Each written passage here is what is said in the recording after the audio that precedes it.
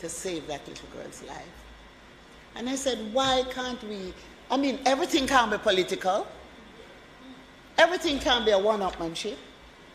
And the country is at a point where it needs us to work together to make a difference in people's lives. And so I want to make that special appeal today. The silly season has started, but we all have a responsibility to be responsible in our utterances and in our behavior.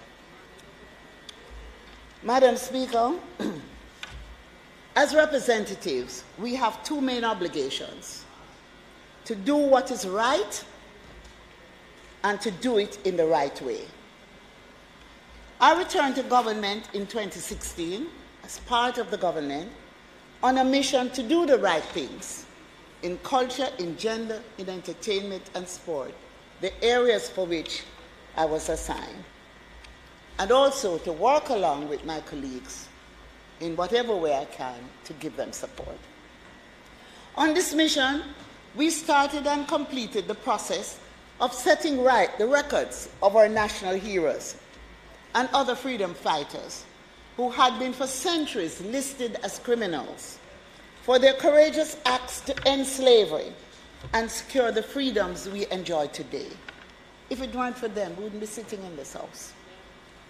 In an important moment of national unity, the entire Parliament passed legislation to update the records to absolve certain national heroes, namely the Right Excellent Samuel Samshar, the Right Excellent George William Gordon, the Right Excellent Paul Bogle, and the Right Excellent Marcus Messiah Garvey.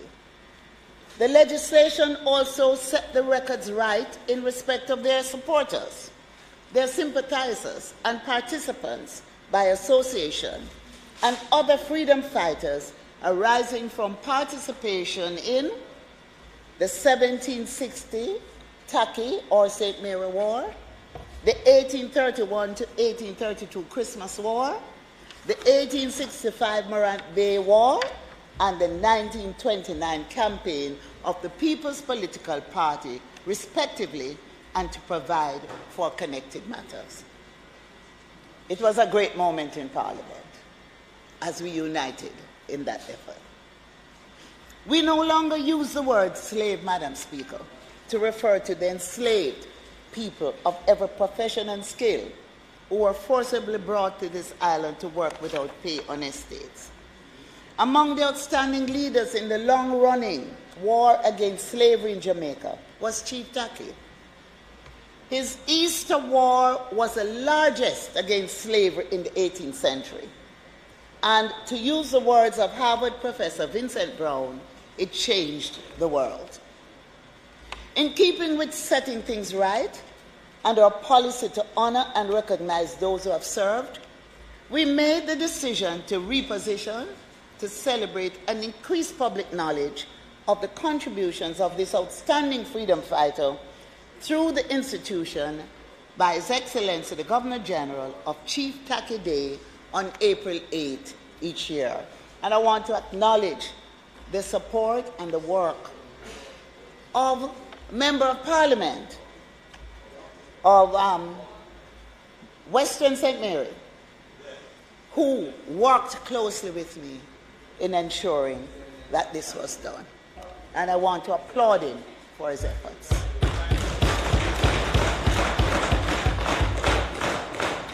Similarly, His Excellency the Governor General, at our request, has declared December 27 Samshar Day to memorialize one of the greatest freedom fighters the world has ever known, and whose war led to dismantling of slavery and the emancipation of enslaved people across the former British Empire. Madam Speaker, setting things right, we collaborate with the former member for South St. James, Mr. Kelly, and his successor to stage the annual Flames of Freedom celebration at Tulla Castle in Kensington to retell the story of Samshar, his supporters, and collaborators in winning our liberation. Madam Speaker, it is the intention of the Ministry of Culture, Gender, Entertainment and Sport to move to have October 11 declared by the Governor General as Paul Bogle Day. October 24, 2023 will mark 158 years since the British colonial authorities and their allies executed Paul Bogle, his brother Moses Bogle, his 23-year-old secretary James McLaren, and according to official records, 439 other persons involved in the Morant Bay Rebellion.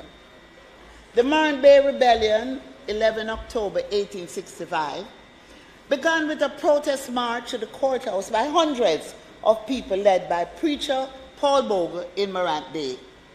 Some were armed with sticks and stones. After 7 men were shot and killed by the volunteer militia, the protesters attacked and burned the courthouse and nearby buildings. 25 people died. Over the next 2 days, poor freedmen rose in rebellion across most of St. Thomas in the East Parish. Madam Speaker, it is in this context that we, with profound responsibility, honor the memory of our forefathers and their lofty vision for respect and development, that we will move to declare October 11, Paul Bogle Day, to constantly memorialize and pay tribute to the legacy that Paul Bogle and his warriors bequeathed us. Madam Speaker,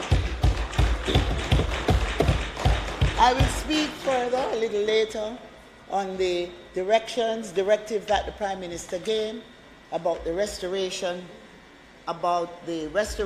of the Morant Bay Courthouse and to make it a museum. It is essential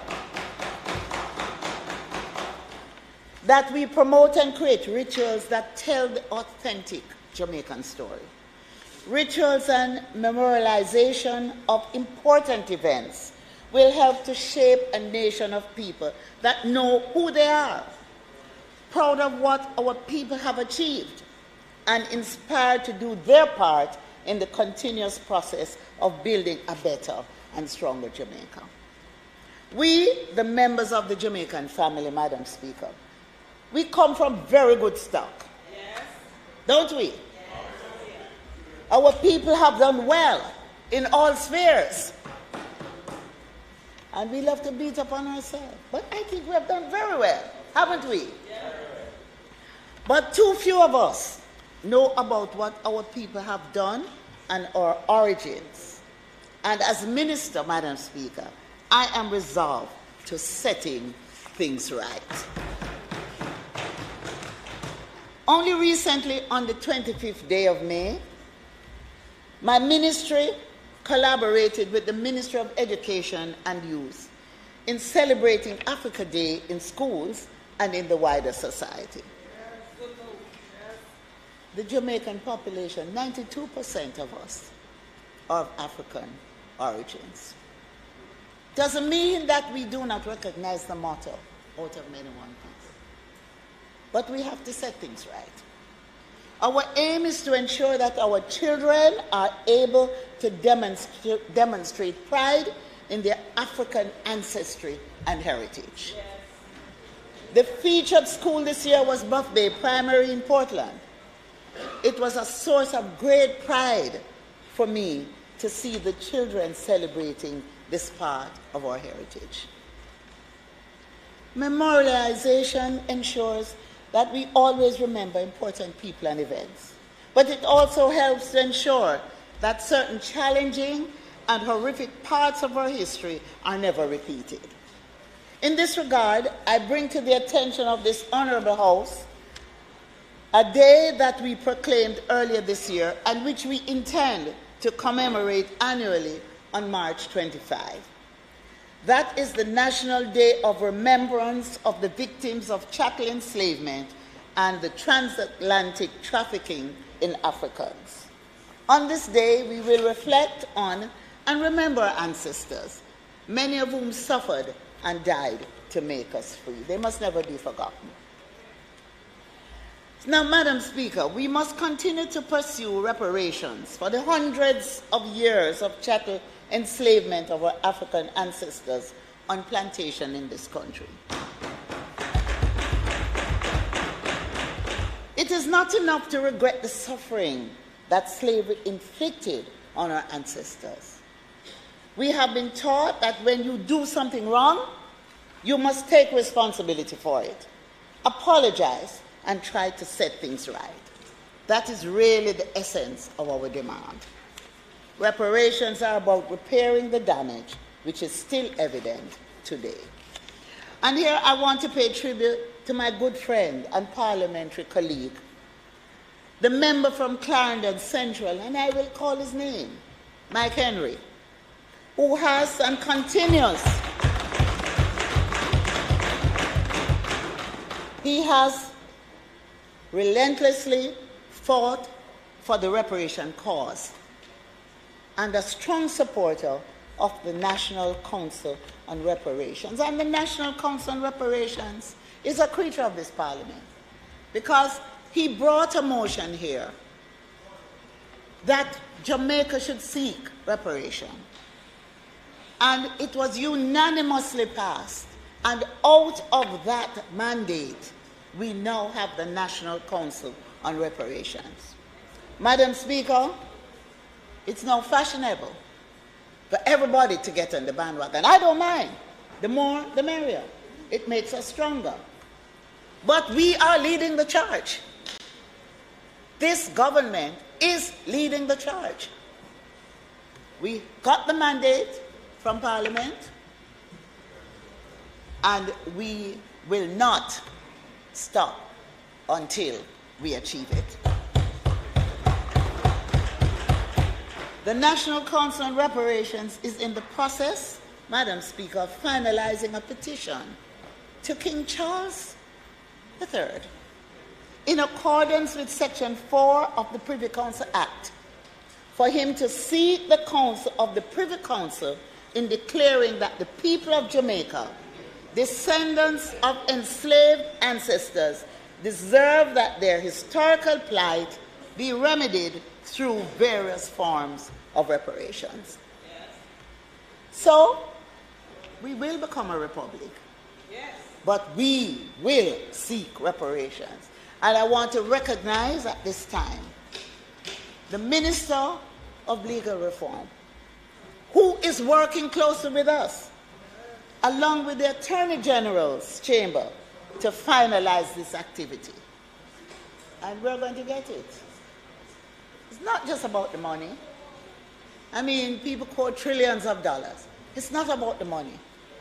It's about returning dignity to us for what our ancestors suffered. We don't mind some money too. Right? But there are other forms, like debt forgiveness, Minister of Finance. There are other forms like debt forgiveness, right? There are at least 10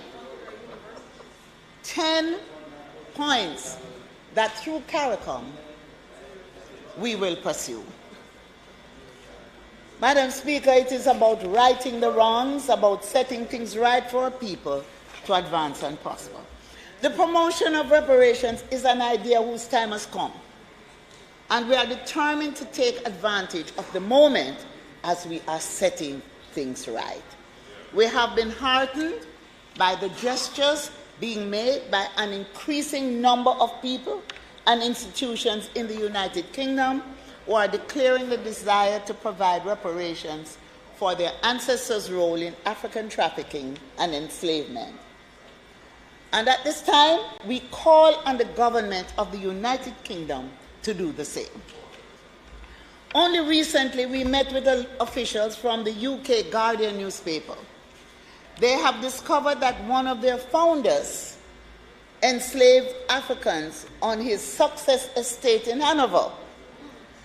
And we plan to work with them to determine a modality for them to provide reparations for the actions of their founder. Additionally, we are in dialogue with the repair campaign being promoted by Dennis O'Brien of Digicel and his team. The National Commission on Reparations continues to meet with them as we ensure that our efforts are complementary and not duplicated. So I welcome all those who are part of this effort and ask that we work together and not work as if we are competing. Of significance too is that the church, Madam Speaker and colleagues, has become very involved in the national and regional reparations discussion. We must never forget that religion and the Bible were also used by the enslavers to justify their action.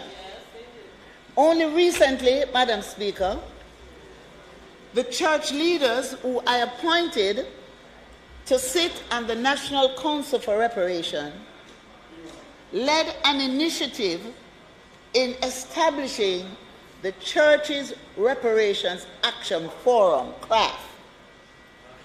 And we have funded, through the ministry, a delegation to go to the United Kingdom. We've also heard apologies and the establishment of compensation funds by the Church of England and the United Church. Madam Speaker, our commitment to pursuing reparations for chattel slavery is as strong as ever. We will continue to maintain the trust as we continue to work with CARICOM to build out and promote the 10-point agenda. Reparations are not only about chattel slavery forced upon our ancestors by colonizers, but we treat with it also in relation to our local experiences. For 54 years, our Rastafari brothers and sisters lived with the physical, psychological, and emotional scars of the Coral Gardens incident in 1963. And the feeling that successive governments here in Jamaica had let them down by not sufficiently acknowledging what the state had done to them. Madam Speaker, that changed with this Prime Minister, the Most Honorable Andrew Holness, who took responsibility and apologized for what happened in Coral Gardens in 1963, before he was even born.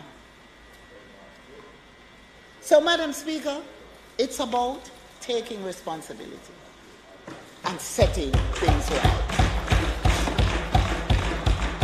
Included in the Prime Minister's apology, Madam Speaker, was a commitment to establish a trust fund for survivors of the Coral Gardens incident. The Office of the Public Defender recommended an amount of no less than 10 million. Well, Madam Speaker, I am so proud to tell you that to date, this government, through my ministry, has put 112.7 million into the trust fund,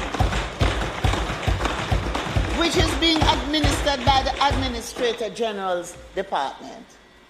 And we are currently working on transferring lands to the Coral Gardens Benevolent Society. Madam Speaker, I want to use the opportunity also to commend the Minister of National Security, because he has worked closely with me in achieving this. But, Madam Speaker, we didn't let it just stop there. We have established a health care facility to house and care for the survivors in need, funded in the amount of $13 million annually to pay staff round the clock to provide medical care and services, and to ensure that their meals are prepared according to the Rastafarian preference. Madam Speaker, this is the report on the Rastafari Secretariat. And I will be tabling this so everyone can see. I want to thank Ras Brown who has worked closely with us. You know, it's fashionable to cuss government, Madam Speaker. But when government is doing right, don't pretend you're not benefiting. Just recently we had a workshop. We paid for a workshop through the JPDC, the Jamaica Business Development Corporation, to train members of the Ethiopian Orthodox Church in batik and tie-dye. And at the completion of the training, we gave them all the equipment they needed. And so we now have about 12 women and some men who can earn a living. We also trained members of the church in pastry. They can bake anything you want and it tastes good. And we gave them the equipment so they all could have their little businesses. So, Madam Speaker, I've been unwavering my support to the Rastafarian community.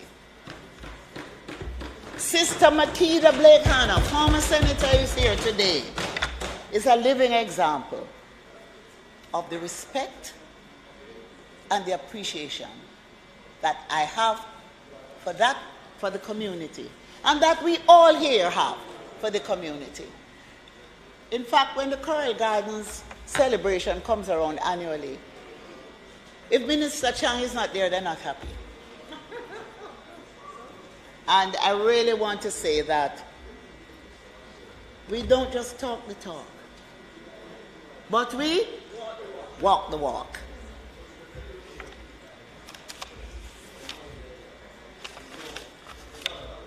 Madam Speaker, despite being the ministry which interacts with this cultural group, the legislation which allows for Rastafarians to enjoy the use and cultivation of ganja as a religious sacrament, the Dangerous Drug Act 2015, which was introduced by the leader of the opposition, and I must commend him for that. However, it omitted to give the minister with responsibility for culture a seat at the table in discussions surrounding development of subsidiary legislation governing the use of ganja as a religious sacrament. But, Madam Speaker, this will change shortly. It will change shortly. We are going to set things right.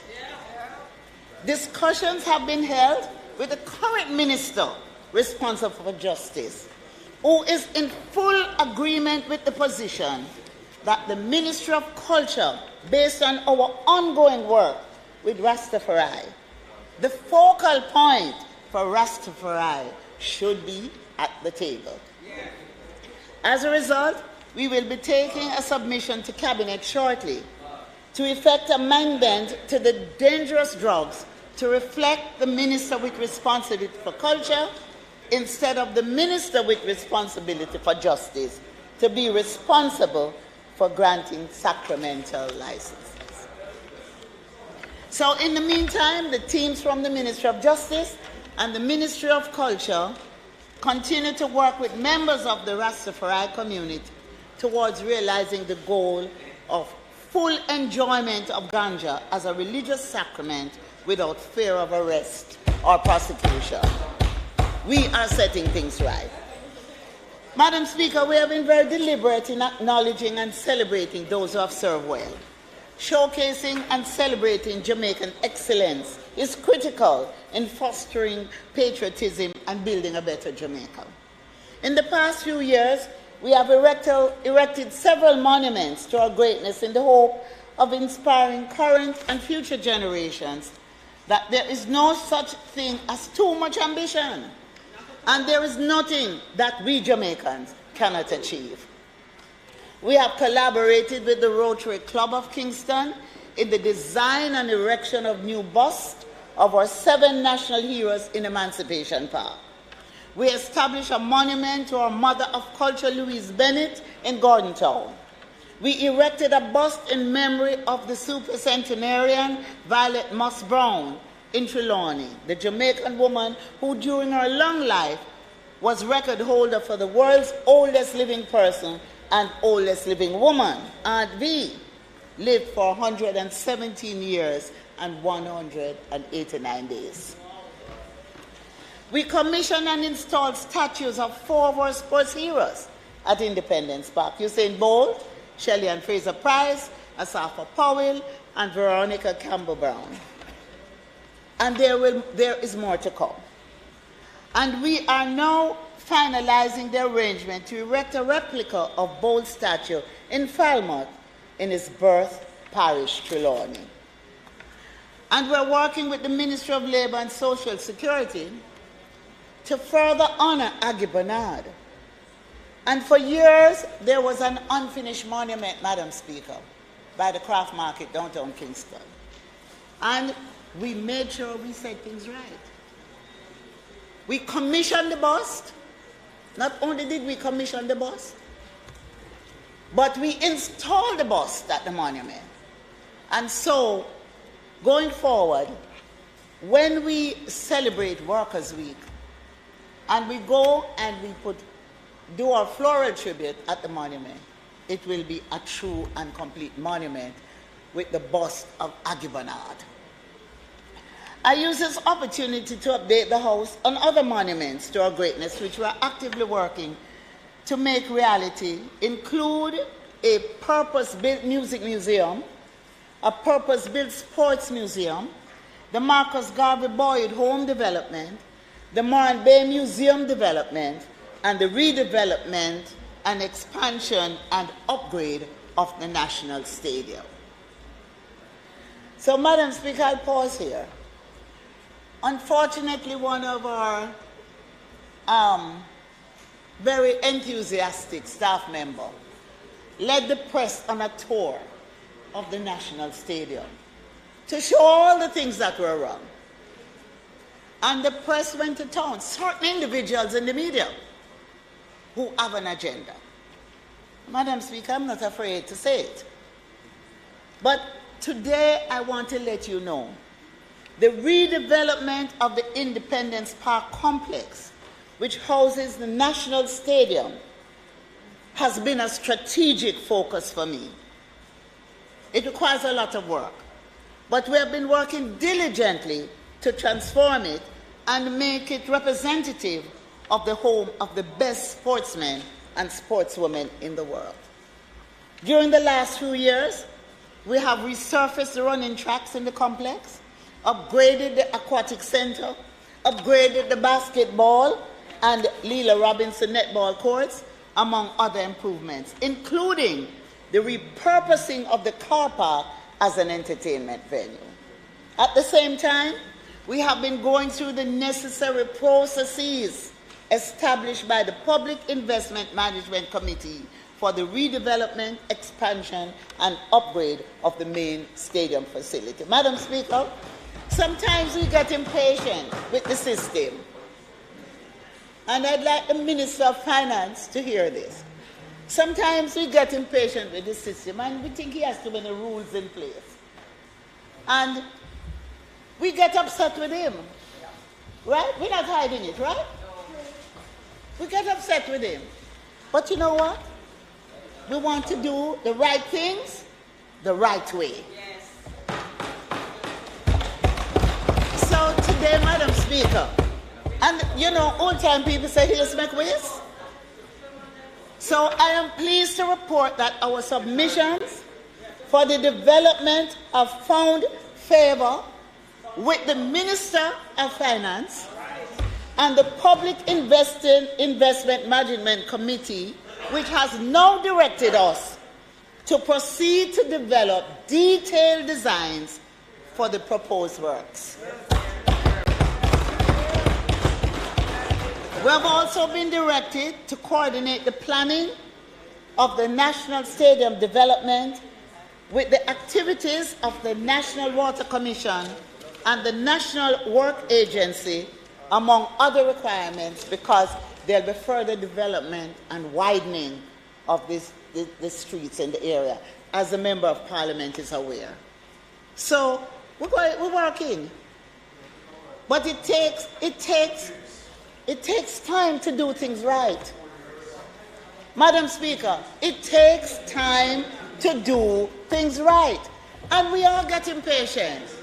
But when you do it right, you get the right results. So for clarity, in addition, and I think my colleague on the other side would want to hear this. For clarity, in addition to upgraded stands, seating, lighting, and other upgrades, the redevelopment of the National Stadium will include a new velodrome, because what the intention is to take out the obsolete velodrome that's there, to take out all the seats in the stadium, to relocate the velodrome in lands adjacent to the stadium itself, and build a new velodrome there. And then the stadium itself, all the stadium will be semi-covered. They'll be covering over the seats like we now have over the... Yes. Yes. No more features. Right? So the problem we had in the recent Grand Prix, we won't have that anymore. Right? So, in addition to that, we will have the National Sports Museum adjacent to the Bob Marley statue. So we will have a complex that will include the Sports Museum, a new velodrome, and a new stadium. What is development? Setting it right. Setting it right. Madam Speaker, we have set a timeline of 12 months to report back to the Public Investment Management Committee and the Minister of Finance with all that is required to take the project to the next stage of approval and then construction. I'm heartened by the support of my colleague, the Minister of Finance and the Public Service, who has undertaken to provide the resources. It came out of his mouth. Let's do it. Provide the resources to prepare the necessary drawings. We are told now to go to architectural drawings. Yes. And plans to move the stadium development forward. And the minister came to my office, sat with me, Madam Speaker, went through it with me. I mean, Madam Speaker, I have a long list, you know. But he went through it with me. And he said, I will do this, I will do this, I will do this. And I will provide you with the funds to do what you have. Madam Speaker, there was something else he told me, but it's a secret between us. Because I want to give him the pleasure of announcing it at the appropriate time. And I think everybody in this chamber will be very happy when he announces it. You better clap from now. I remind the public that much preparatory work still needs to be done, and then an estimated period of 36 months to complete the construction. We will be here to complete the construction. We will be here. Madam Speaker, we have come a far way, but there's further to go. We're not coming out of this race. We're staying in the race, and we're finishing it. We will, Madam Speaker, realize our ambition of a modern, state-of-the-art national stadium and sports museum and velodrome. As I said before, monuments to our greatness as we set things right. Hear, hear. We are now moving towards the construction phase of the Living History Museum in tribute to the national hero, the Right Excellent Marcus Garvey, at his boyhood home in St. Anne's Bay, St. Anne. The project was delayed as we sought to provide alternative housing for the people living at the property. And I'm happy to say that alternative housing was provided.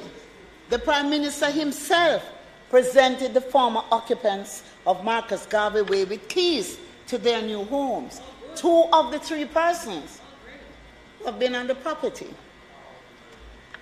We are appealing to the individual who has refused to come off the property. We do not want to evict her. We do not want to evict her. But if we have to, we're going to. We've got to be serious about what we want to achieve. We have made arrangements for her to get a house. We have made arrangements for her to get a nice 2-bedroom house. What she's in now on the Garvey property is a liquor shack. We want to set things right for her. And if we have to drag her kicking and screaming to set things right for her, we're going to do it. Because we also have to set things right for our national hero, the right excellent Marcus Garvey. The Ministry of Culture, Gender, Entertainment and Sport through the Jamaica National Heritage Trust and the Institute of Jamaica have entered a strategic partnership with the St. Thomas Municipal Corporation, the Ministry of Justice, and Chase Fund to redevelop the Mourning Bay Courthouse. The works include restoration of the historic courthouse and annex, the reinstatement of the Paul Bogle statue, a cultural museum, and an interpretive information center and memorial garden. I'm only sorry that I don't have the images to show you, but that's one of the things, Madam.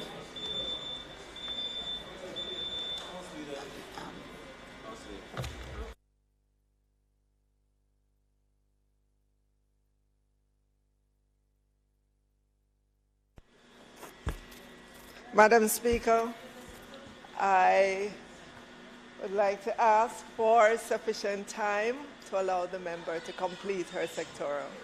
Members before the House, the question before you is that the Minister be given sufficient time to complete her presentation. Those in favour?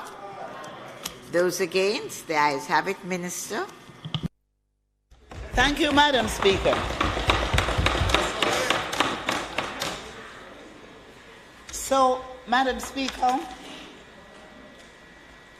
we will be announcing further information on the development of the museum, the Mourning Bay Courthouse, being restored, and the museum, which was announced when the Prime Minister made his presentation. And we have had excellent discussions with Chase Fund to make sure it happens fast. We have completed major upgrades to the Civil Heritage Park, managed by the JNHT. The Great House, the museum, the entrance, the parking facilities, food and eating areas have all seen improvements. We have also installed boundary fencing for greater control and security of the venue, which is part of the new Civil Entertainment District, which runs from the roundabout to Priory, and which is now available to host a variety of entertainment events. Work on the development of the Port Royal Entertainment Zone, which includes Fort Rocky, the Lighthouse, the Cruise Ship Pier, Old Naval Hospital, and Fort Charles, continues. At Fort Rocky, we have done interior refurbishment as well as interior site hoarding and landscaping of the main area for events, minor roadworks, erection of signage, and fencing along the shoreline. As we speak, Madam Speaker, the Conrad Douglas and Associate-led Environment Impact Assessment for Fort Rocky is being finalized for presentation by the end of July.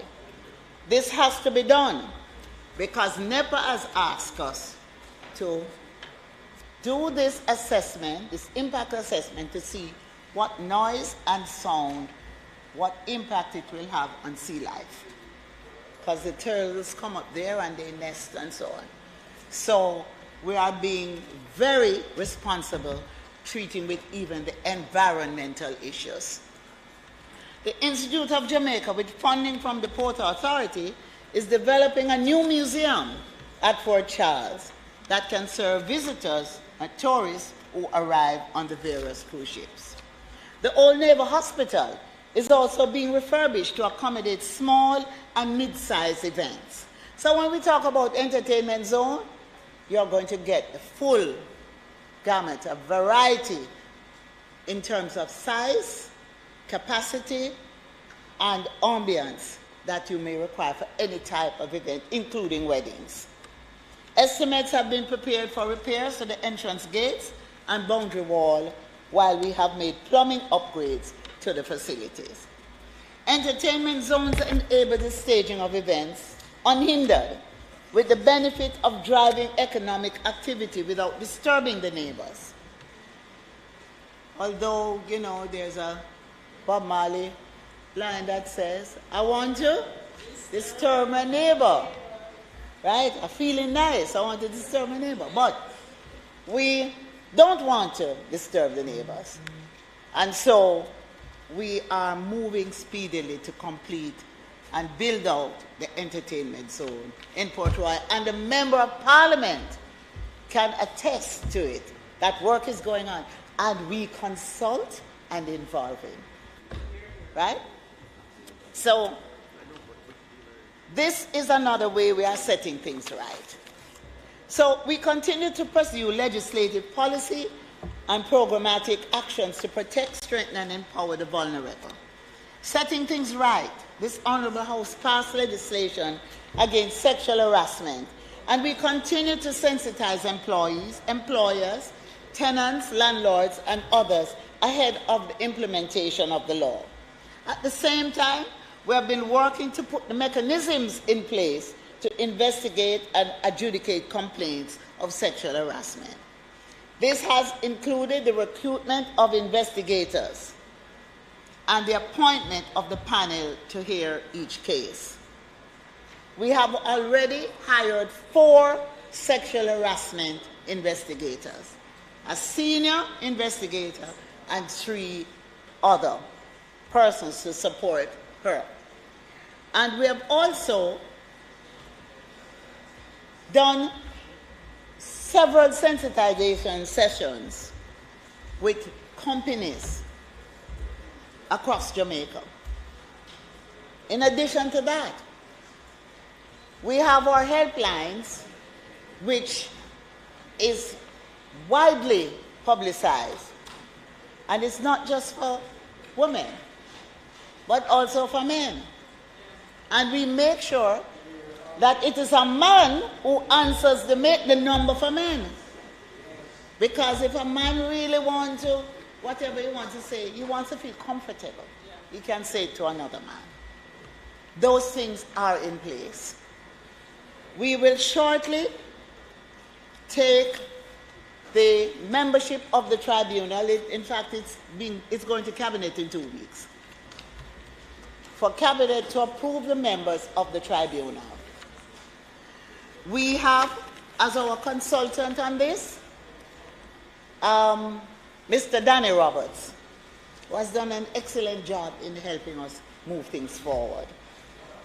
And so I am pleased to announce that my intention is to set Monday, July 3, 2023, and I think all our women parliamentarians will be happy to hear this. Monday, July 3, 2023, as the commencement date of the Sexual Harassment Act. I use this opportunity to remind every employer and person in charge of an institution and landlords of their responsibility, and certainly the institutions and the companies, their responsibility to ensure that the policy statement required under the Sexual Harassment Act is prepared and brought to the attention of each worker, client, student, resident, ward, inmate, patient, or member, as the case may require. Because the law says once the act is enforced, these documents, the policy position, the commencement date will be 12 months after we have put the act in force. So I'm telling everyone, you have 12 months to get ready, putting them on notice.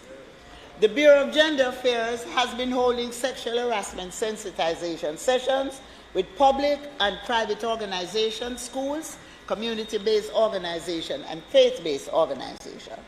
The Bureau has also been assisting organizations to develop or revise their anti-sexual harassment policies in keeping with the law.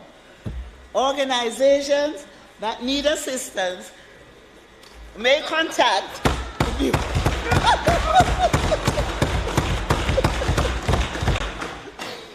So I continue to urge the public to take sexual harassment seriously.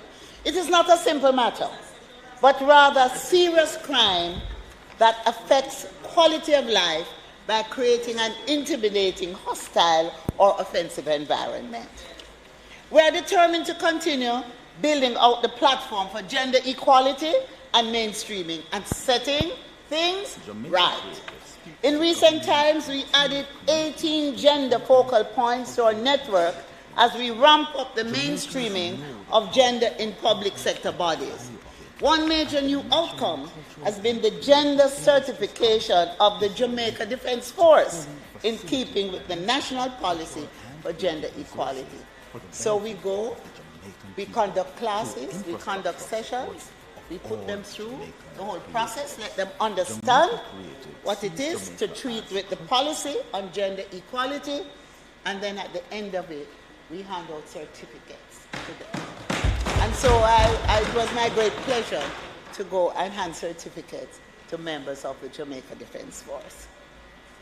We're also ramping up the Gender Ambassadors program in schools to increase sensitization and awareness on gender issues, school-related gender-based violence, the role of leadership and decision-making. So we're starting with the young as well.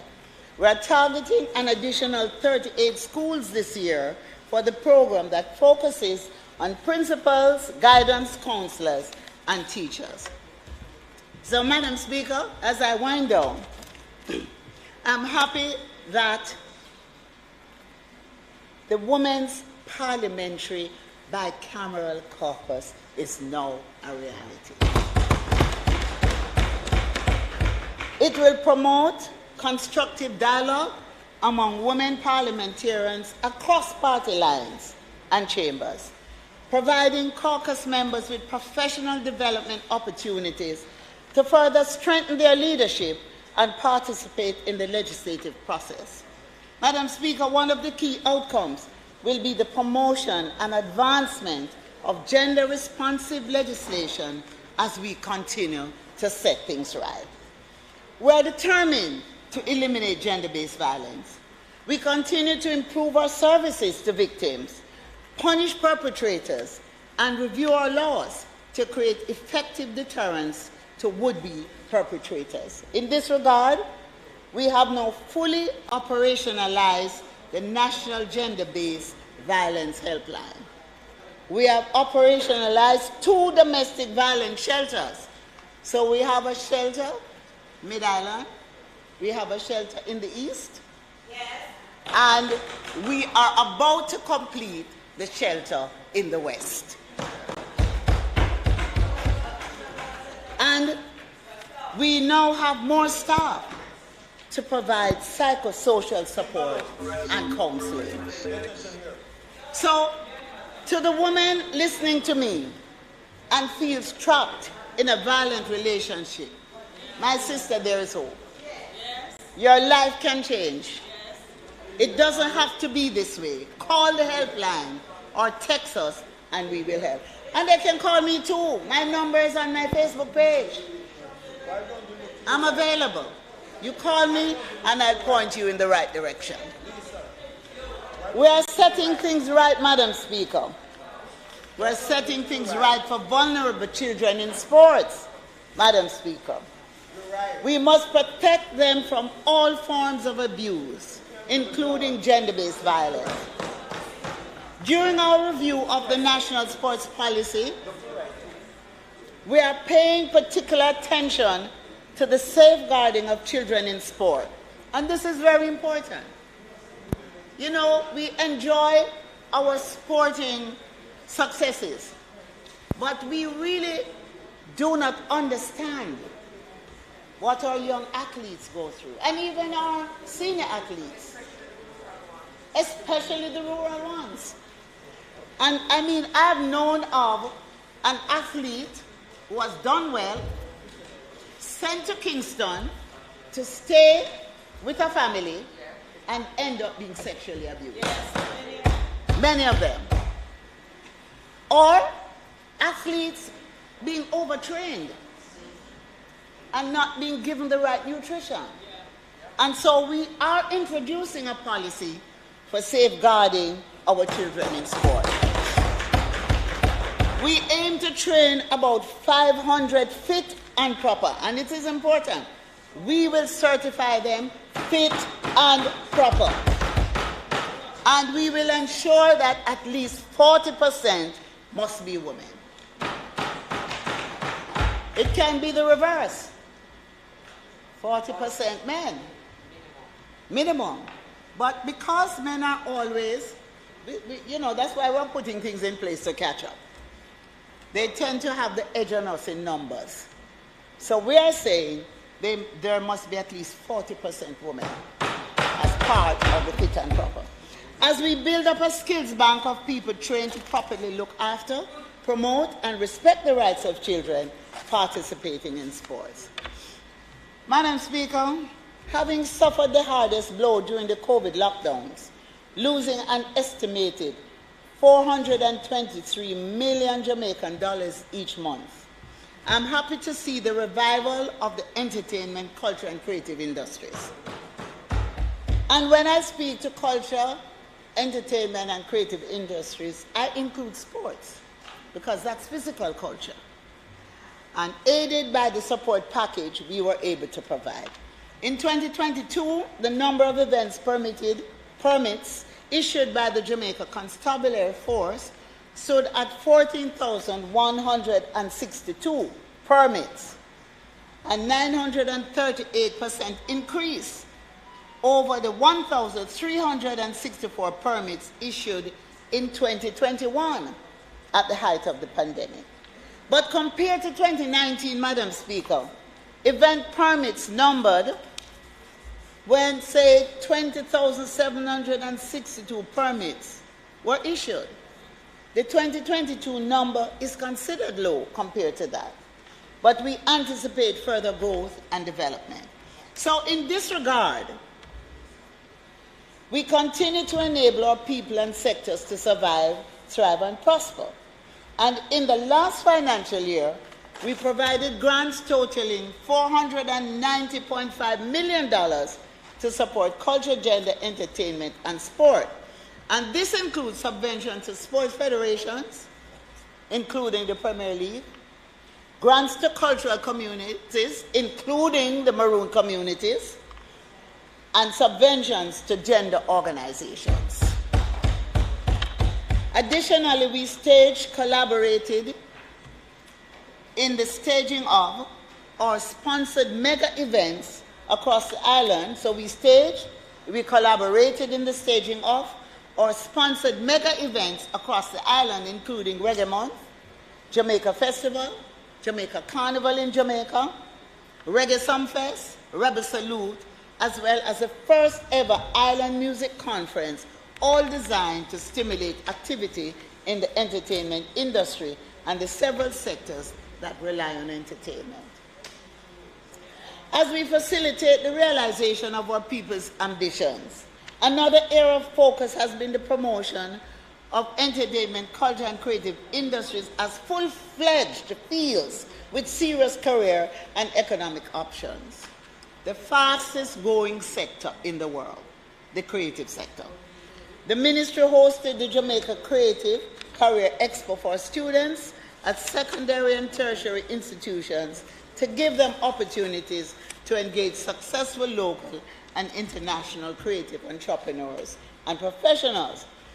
More than 700 young people attended the expo at the Jamaica Conference Center, which focused on fashion, film, entertainment production, and the performing arts.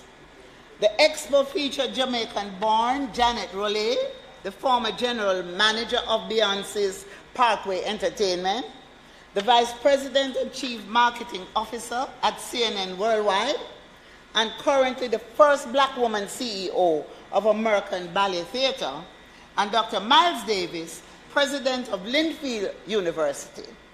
Dr. Davis has offered 5 scholarships to Jamaican students for each year of the expo.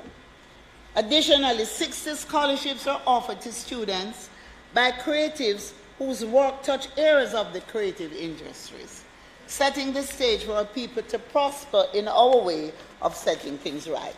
And such entities like Main Event, Phase 3, they have taken on some of these young people as interns and have offered them scholarships. So we are building the next generation of creatives.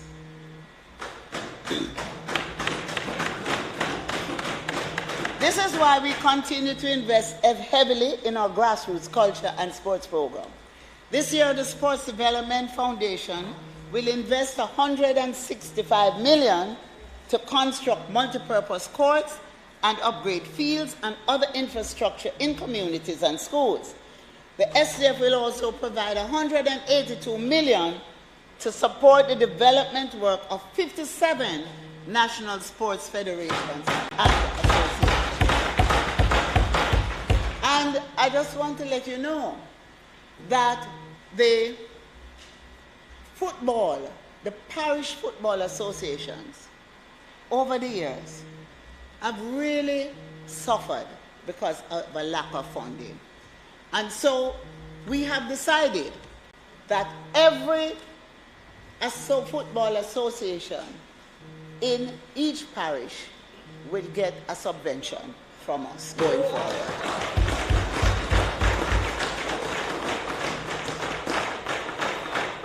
The Institute of Sports continues to engage thousands of young people across the island through its all-island primary schools track and field, netball and football competition. The InSports Cricket Incubator and Talent Search has also unearthed talent for the national youth teams. 12 of the 14 players that represented Jamaica on the under-19 women's team came through the InSports camp. Last year was another good year for Jamaica on the world stage. Shelley Ann Fraser-Price set a championship record as she led home a Jamaican sweep of the medals in the women's 100 meters at the World Athletics Championship in Eugene, Oregon, with Sharika Jackson second and Elaine Thompson-Hera third. It was the 5th time that Shelley Ann was being crowned world champion in 100 meters, the 5th time.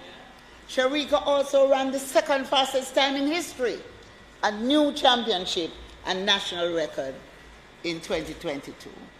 Last year, Jamaica hosted and again dominated in the Carifta Games, and the Reggae Girls qualified for their 2nd FIFA Women's World Cup in a row, and we really should applaud the girls.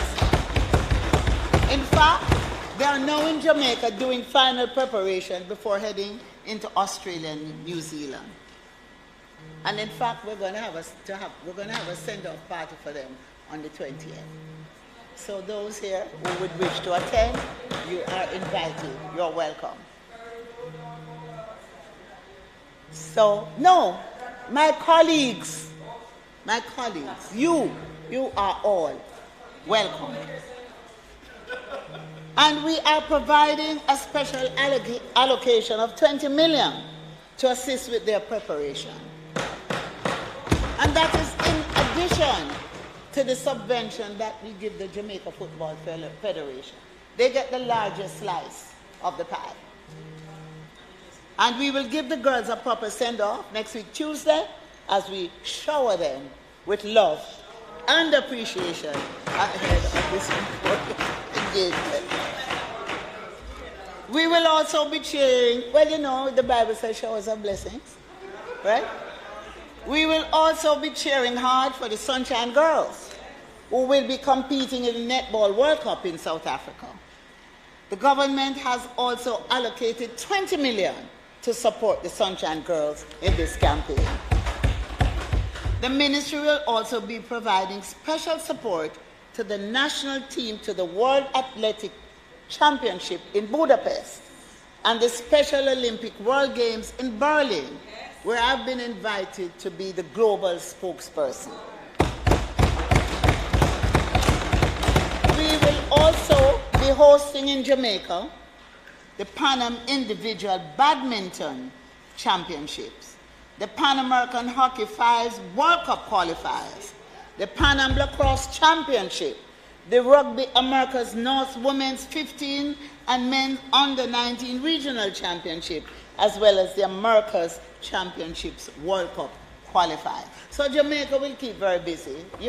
Minister, I hope the Minister of Finance is hearing this.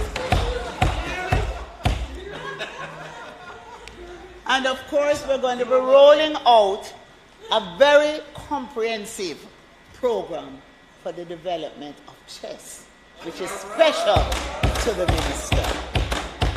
At the start of this year, Jamaica hosted the World Anti-Doping Agency Forum for Caribbean Sports Ministers, where the WADA president praised our country's anti-doping sports program and the work of the Jamaica Anti-Doping Commission.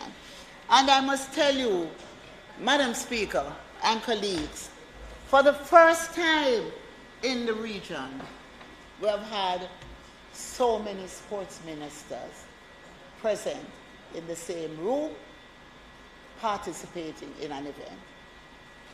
There are approximately 10 or 11 sports ministers, our countries in the region, that are involved in the anti-doping program.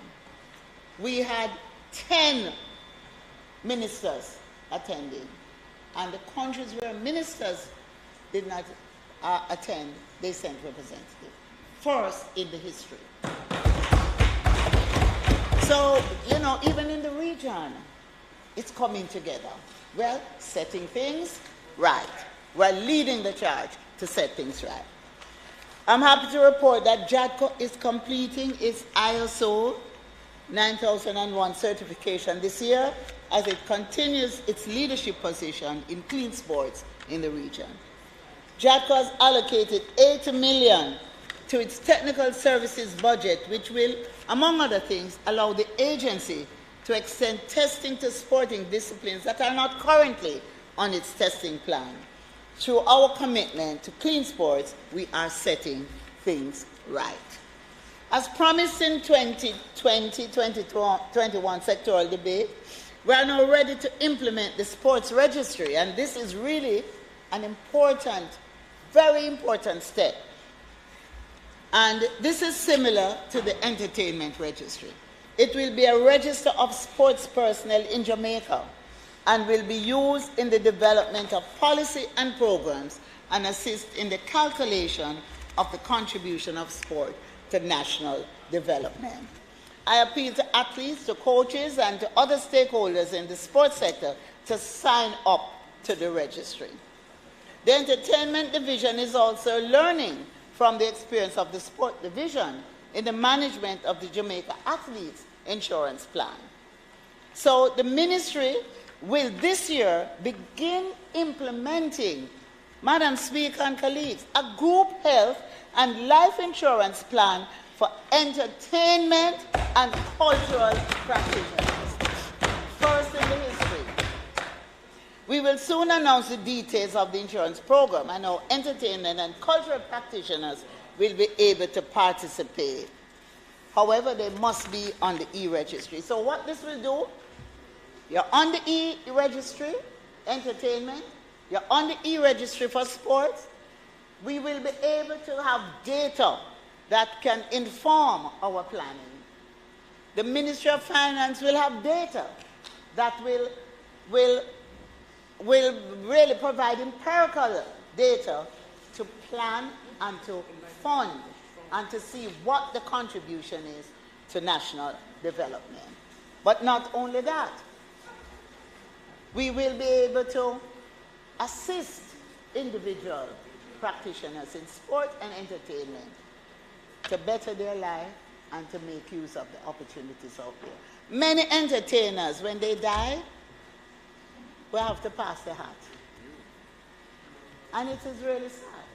So we are providing insurance that will take care of their basic needs, which include life, health.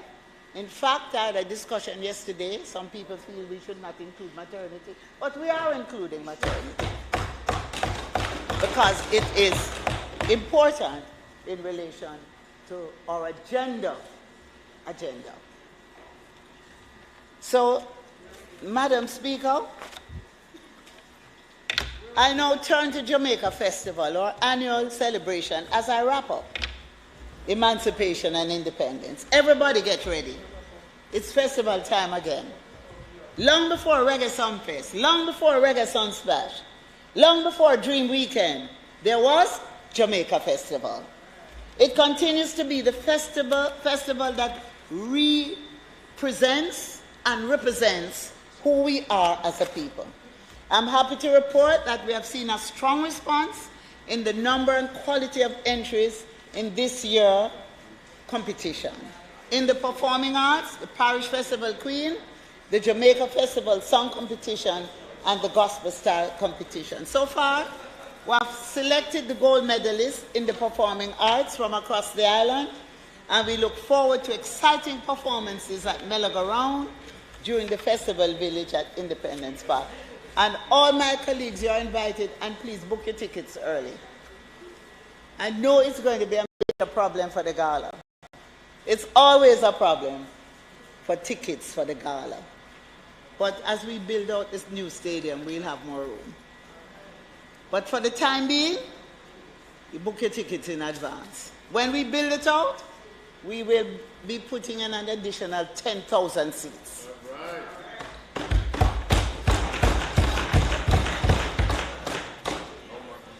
So, no more preachers. So, read the festival song, Madam Speaker. We will have 12 finalists instead of 10 in the festival song competition from the more than 200 entries that were received. The 12 finalists represent a mix of seasoned practitioners and others trying to get a bus. Among the finalists is the 7-time festival song winner, Eric Donaldson. Yes? Eric has aged a bit, but he still has energy. The other finalists include Junior Award winner, Junior Award, which is in Canada, Esco Levi, an artist named Hot Rod, 2 mentor groups, right? A mentor band and some mentor singers. It also includes a visually impaired female singer called Princess Black. It includes Anthony B., a Rasta man. So I think this year, and I must tell you, for the last 2 years, well, the very first year that we upgraded the competition, we made the iTunes chart. The last 2 years, we have made the list, the short list, for consideration for the Grammy. I am determined that we will end up on the short list of 10 that's nominated for the Grammy. And then I'll ask the Prime Minister to attend the Grammy Awards with me. My Prime Minister, or the Minister of Finance, or any of my colleagues.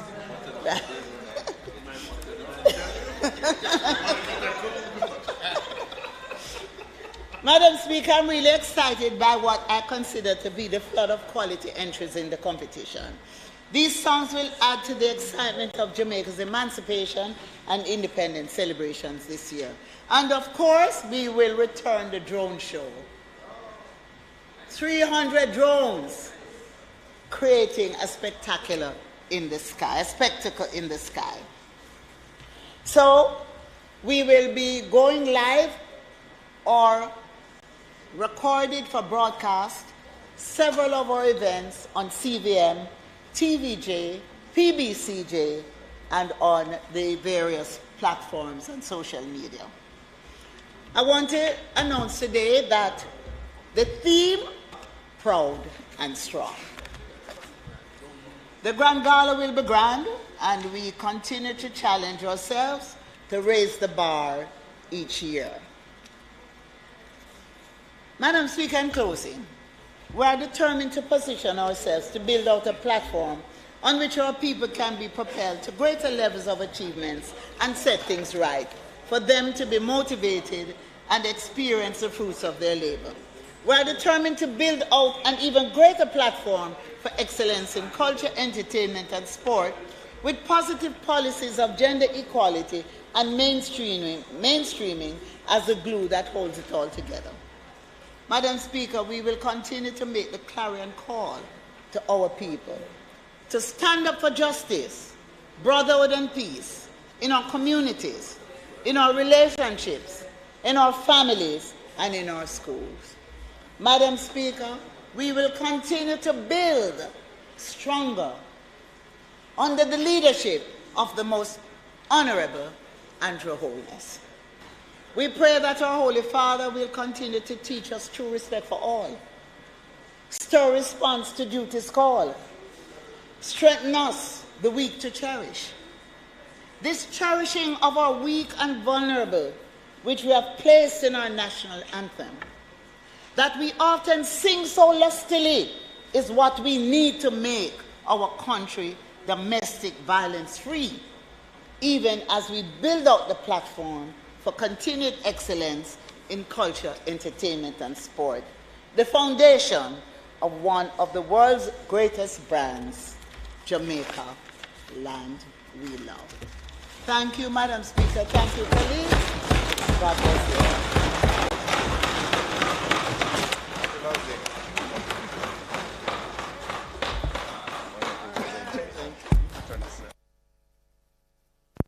You find that in the early days, because the artist wanted a chance to record, the most important thing to him was to be able to go out there and sing and hear his voice and get praises. But you see, because I have to see further than that, you know, I'm able to assess what kind of problems we could run into.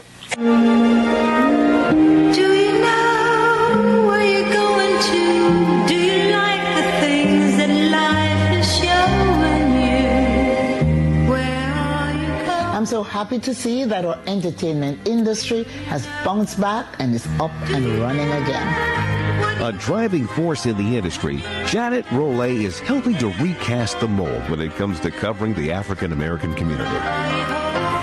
Do not go where the path may lead. Go instead where there is no path and leave a trail.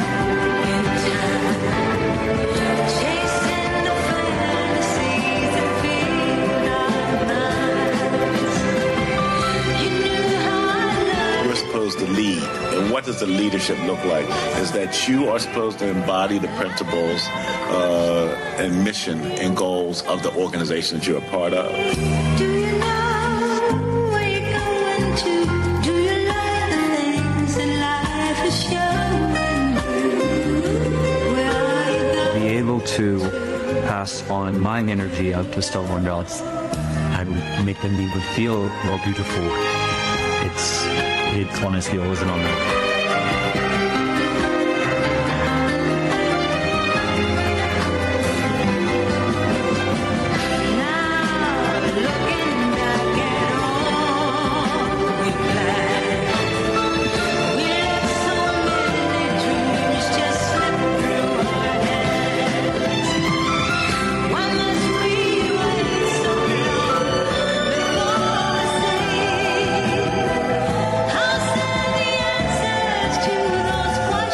Competition has begun. Do you know where you're going to? Do you like the things that life is showing you? Where are you going to? Do you know? Do you get what you're hoping for? When you look behind you, there's no open doors. What are you hoping for? Do you know?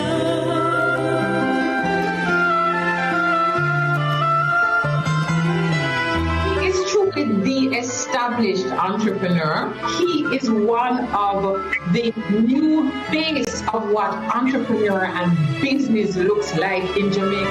When I look at how Jamaicans have excelled,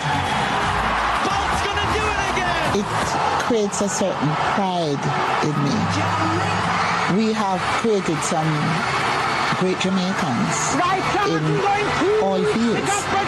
We have been doing something that's right.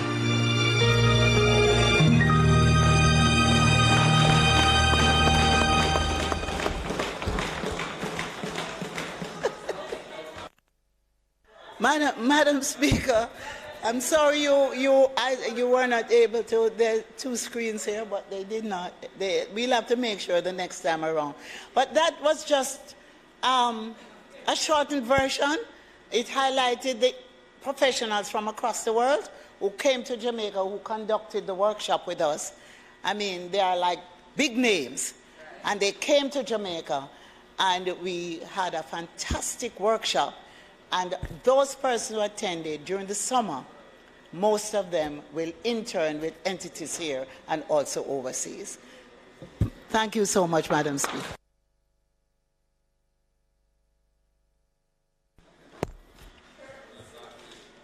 Madam Speaker, I now ask that the sectoral debate be suspended. Members, the question before the House is that we have the suspension of the sectoral debate. Those in favour? Those against? The ayes have it. Sectoral debate is now suspended.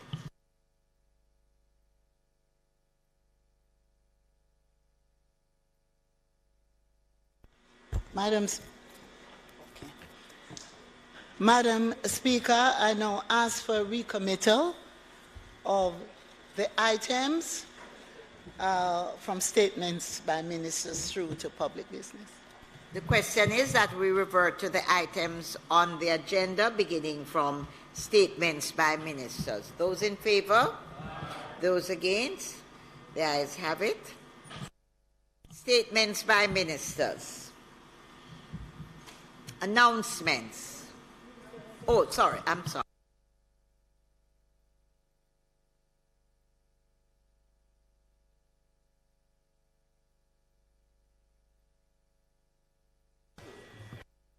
All right, good, okay. Okay, thank you. Madam Speaker, unfortunately, once again, we mourn one of our children, 8-year-old Danielle Rowe, who died as a result of a most barbaric act. Madam Speaker, the perpetrators have shattered a family, a school community, Jamaica. They've shattered the innocence of the children at Brayton Primary and Infant School. Madam Speaker, our grief counselors, the Ministry of Education's first responders were at the school on Friday morning, counseling our teachers, our staff, and students in their grief. Madam Speaker, I know that the JCF will not leave any stone unturned until it brings the perpetrators to justice. Madam Speaker, I spoke with the father on the weekend to offer my heartfelt support. I visited with the family on Sunday, and on Monday morning we gathered for a special devotion at the school. I publicly thank the JCF's band, its chaplain, SSP Phillips and his men and women, all the religious leaders, community members from far and wide who came to show their support for the family. From the Ministry of Education and Youth, we commit our continued support to the family, and to say that already we've started the assessment for safety cameras at the school. We know, It will not bring Danielle back, but it can prevent or deter another heartless occurrence. Madam Speaker, we pray that justice will come swiftly to those responsible for snatching one of our children away. Jamaica has lost a precious soul. Thank you, Madam Speaker.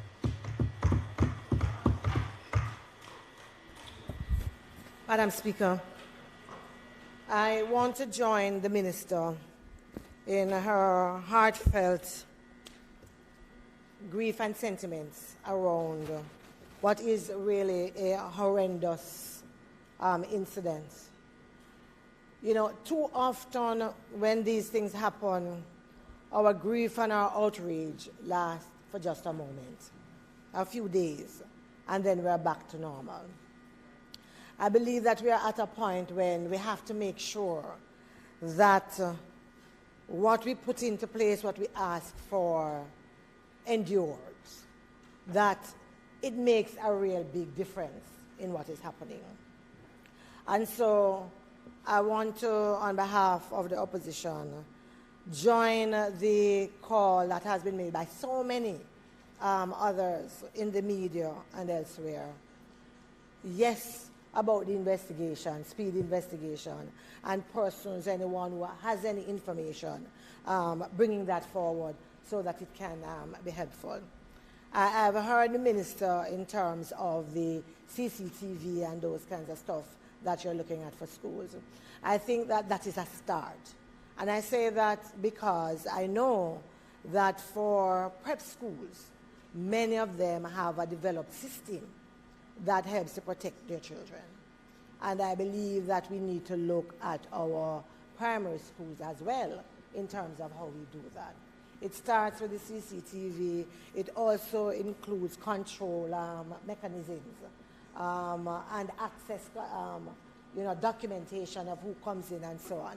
But I think we also need to go a little bit further in terms of making sure that that partnership between the school, the community, and parents, that we build that a little bit more, and that we spend some time on raising awareness around safety and security of our children, around being aware of what is happening and how we protect our children. I think it might also be time for us to consider that school bus system that we have been talking about. The truth is that what this shows us is what we all know, that we are too violent as a society, that too often we resort to these kinds of atrocities when we are dealing with issues. I believe also it is going to be important for us, for the police in reporting on what they have found, not asking them to jeopardize their investigation at all. But I believe that the country needs to understand what is at play. Yes? Because without that, every single individual feels naked and vulnerable. Every mother, every child. And I believe that that is not a state of how we can live that is acceptable. And so something must be done. Again, to the family, the parents of young Daniel Rowe, to the students, the family at Brayton Primary, heartfelt sympathies. We'll continue to pray for them. But along with the prayers, we need some things that are going to make a difference. Thank you. Madam Speaker, I want to join with this entire Parliament and the Minister of Education in condemning the heinous killing of young Daniel.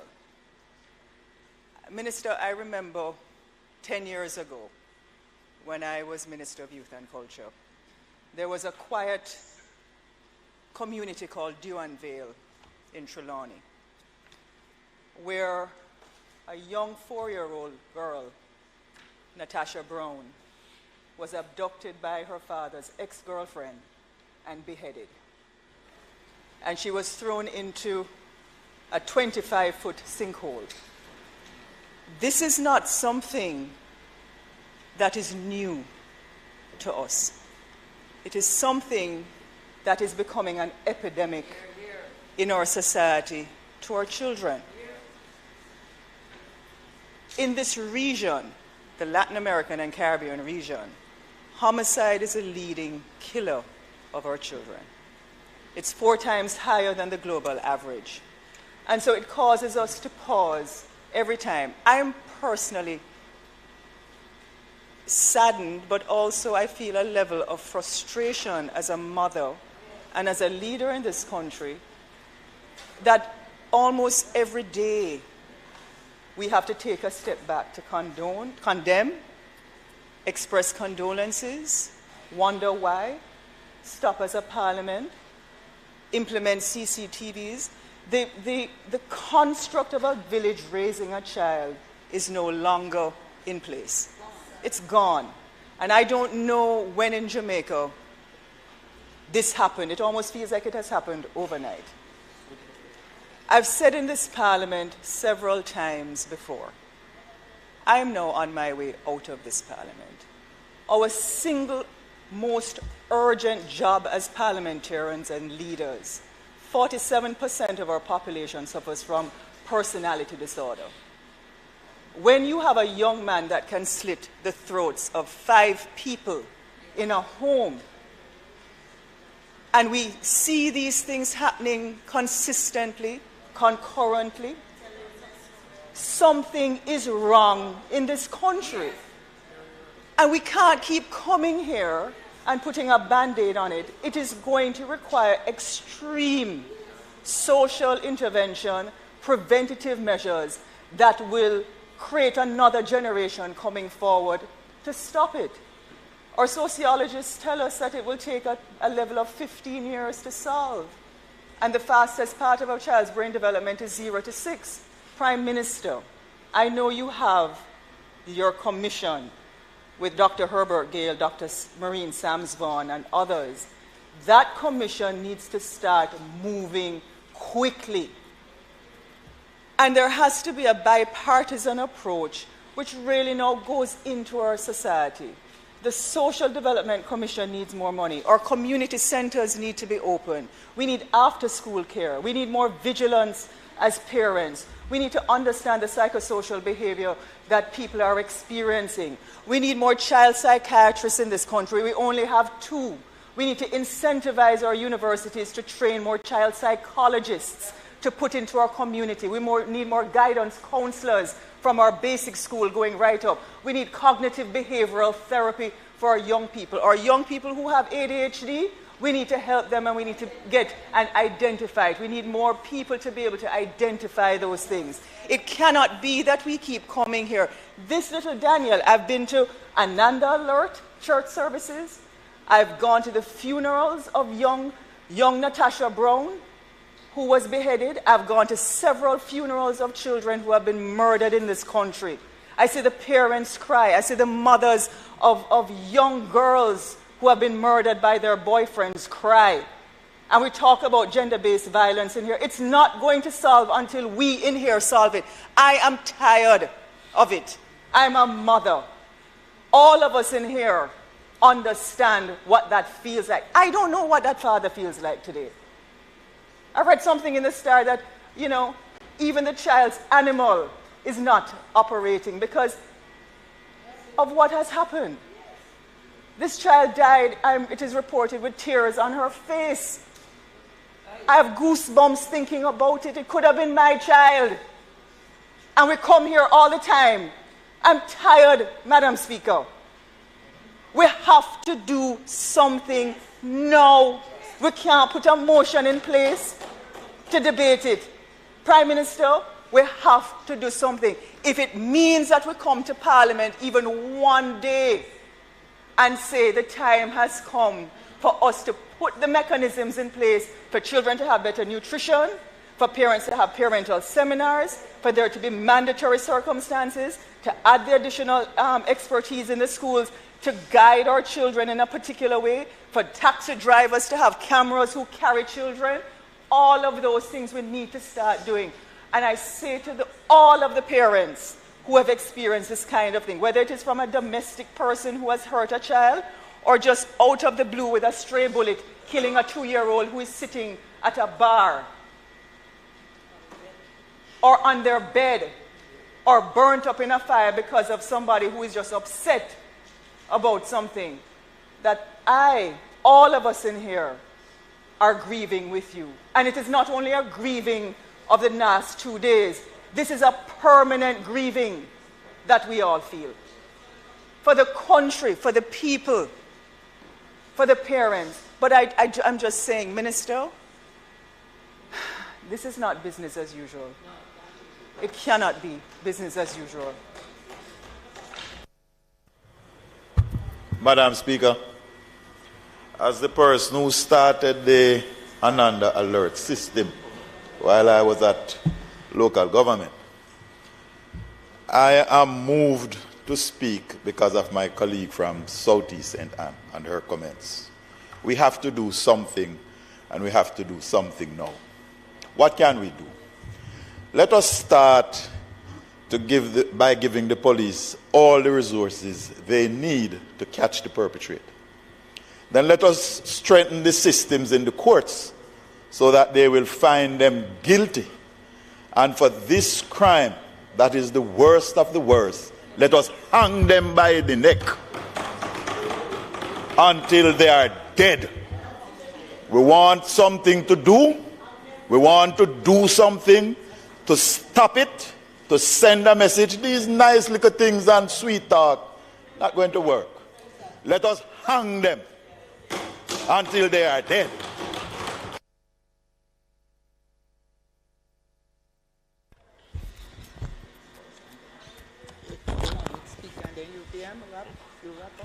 No, just I'm contributing to this very important parliamentary deliberation. Madam Speaker, the views that have been expressed by members on both sides of the aisle, particularly mothers, members of Parliament, but I'm certain they are speaking as parents, as mothers, and expressing their, not just condolences, but their hurt. Madam Speaker, I therefore speak as a father and join the sentiment that this 8-year-old child could have been my child, could have been your child. It is our child.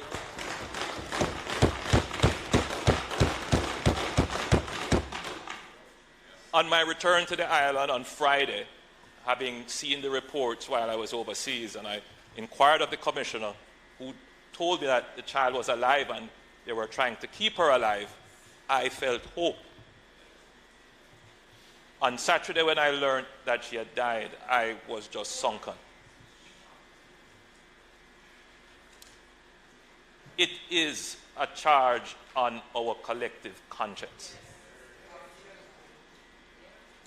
And, Madam Speaker, on Saturday, I called the Commissioner of Police and asked him, what are we doing? Have we mobilized all the resources to find this person?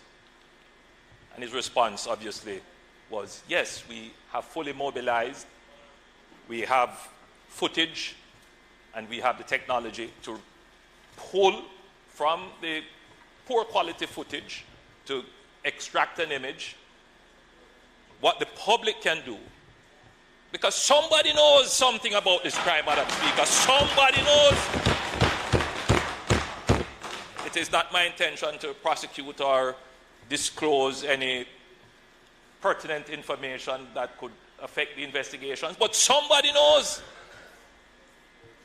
And the indignation that we all feel, the collective guilt that is on us, can be relieved by someone with conscience in the society sharing information with the police. And I use this platform to speak to our Jamaican people. if we feel so terribly about this, if it is a reproach to all of us, then let us do something about it by starting to share information about this case so that the perpetrator can be brought to justice.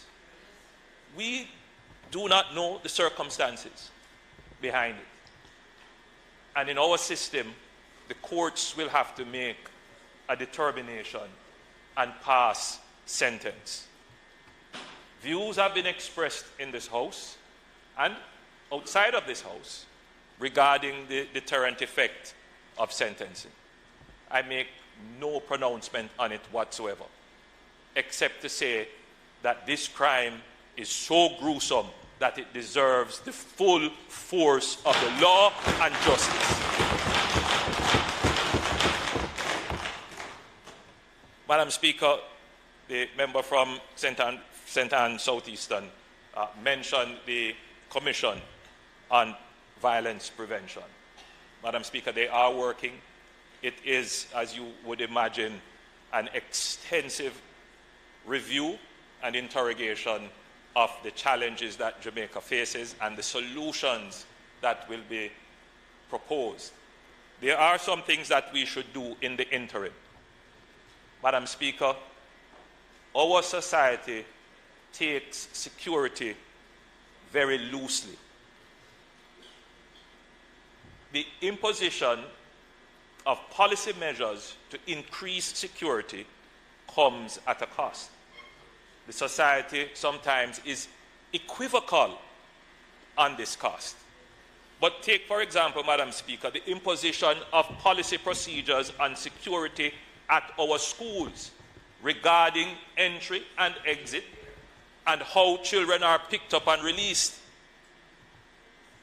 Because whilst I am not in any way casting any aspersions, because we don't know what has happened, but it certainly would suggest to us that the security procedures at our schools need to be reviewed entirely, particularly our public schools.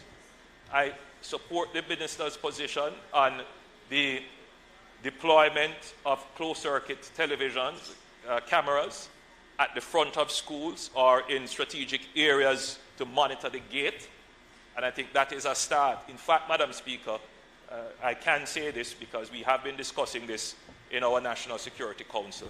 The government will move towards, I don't want to use the word mandating, that's too strong a word, but to make it such that all public entities must have closed-circuit cameras at the entrance and exit to their public service space, which will include schools. We are currently working to build out the network of our closed-circuit television cameras right across the country. Massive investments are going to be made in that, and we will ensure that all public entities, including schools, all of them have cameras in the front-facing public service areas of their entities. It may also be the case, Madam Speaker, that some other entities that are private entities, that we may have to make a requirement of them, particularly if they have an area where they serve a large number of the public. So if they have, for example, a large car park, a large lobby where people go in. This will help in terms of identifying people who are perpetrating crimes in public spaces or near public spaces. But, Madam Speaker, all of what we're going to do in terms of the review of the school security policy for the release of a child, and in some schools, Madam Speaker, it is the case that only pre-approved persons can retrieve a child from a school. A stranger or a person who is coming for the first time can't just come and receive a child. A person who is unknown can't just come. There would have to be a call to verify that someone was sent. It is not the practice, unfortunately, in all our schools. Some people believe it is too much of an imposition on them. But where we are now in our society, Madam Speaker, where the general good-naturedness of our people can't be taken for granted, that there is evil among us, that we have to put these security measures in place. So, Madam Speaker, you know, there are those who will say this is just grand talk, Madam Speaker, but expressing our disgust at what has happened on both sides is important to remind people that there is a line in the society that we shouldn't cross, and that we don't take it for granted when it happens, so that it becomes the standard and the common and the norm. This is not the norm, and we must stand up against it and speak out against it. Madam Speaker, I have asked the Commissioner of Police to place all the investigative resources into this case, and I'm asking the public to work with the police to bring the perpetrator to justice. The pressure of the society can bring the perpetrator to justice. Madam Speaker, I've asked the Minister of Education to immediately direct that the school safety and security policy be reviewed, particularly as it relates to the release of children at the closure of school, or if someone is coming to retrieve the child before school is out. That policy needs to be standardized, and where it may require the implementation of measures which would see cameras being installed, or electronic gates, or security guards, the ministry must put in place the resources to ensure that these measures can be implemented. So, Madam Speaker, I wish to assure the nation that the moral line is still strong. I think the display here in the Parliament shows that we don't intend, Madam Speaker, for these kinds of crimes to somehow just occur and there is no public outrage. There must be public outrage against it so that the moral standard is defended. And so I'm very happy, Madam Speaker, that members of the Parliament have stood up and have spoken in the way that they have. At the same time, Madam Speaker, the government has to take tangible and direct and instrumental measures to ensure that these terrible, terrible instances of abuse and violence, fatal violence to our children, does not reoccur. Thank you, Madam Speaker.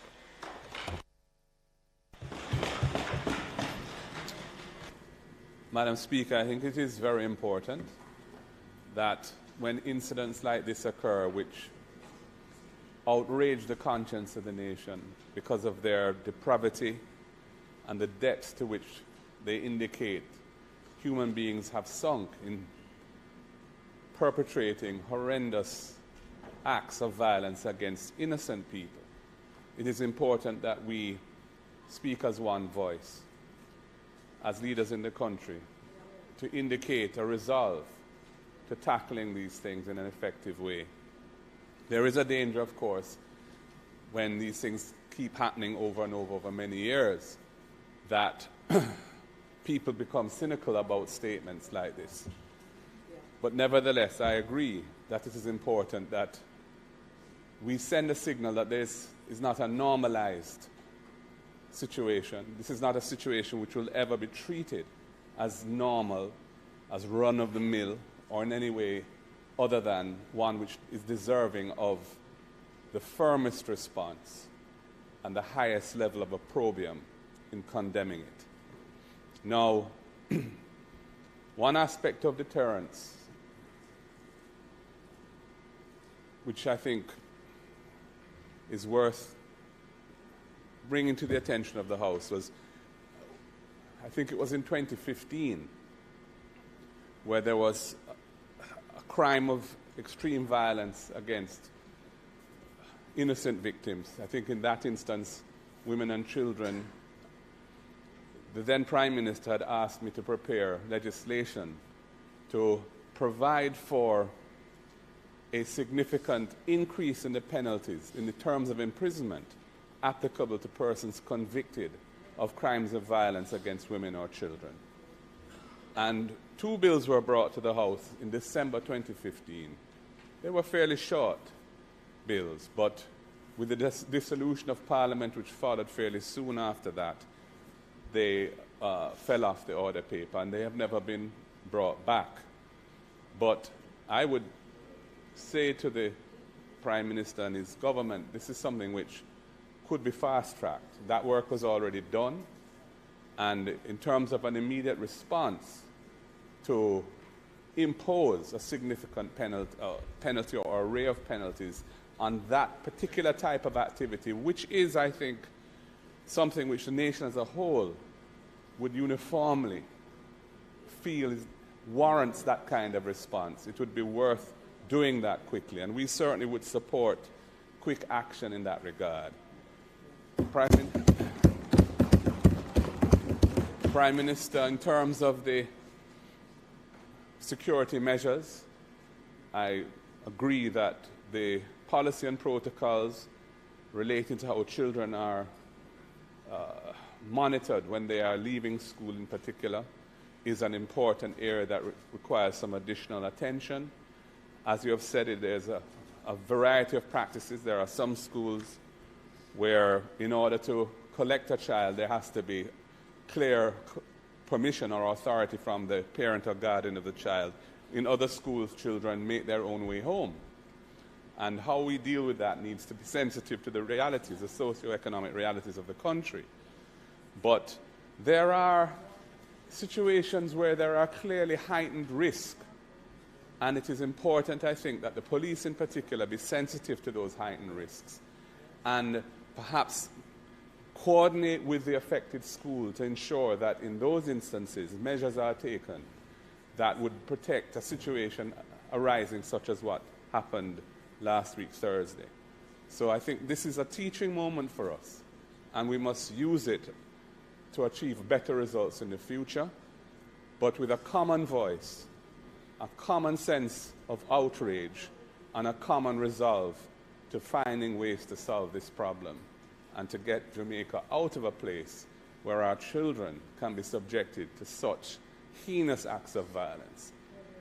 As a father, a grandfather, I feel the pain expressed in the House by my colleagues and among the wider public. I visited Brayton Primary yesterday as well, spoke with teachers and principal and students, and it's not the first time that I've had to do that, and it's always a very saddening experience. I would love that to have been the last time that I have to go through something like that, because we have managed to move beyond the situation where these things happen.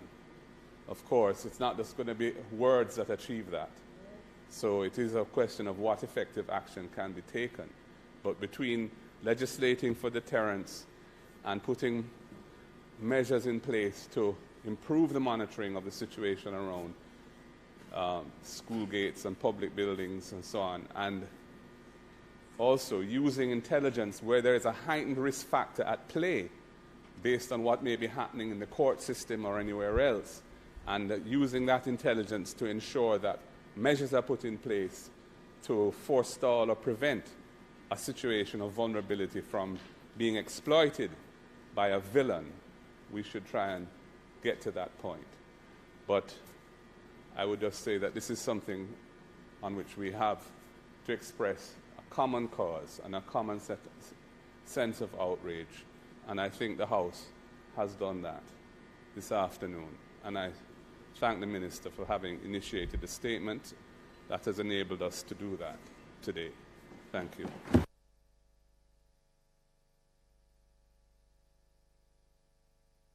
That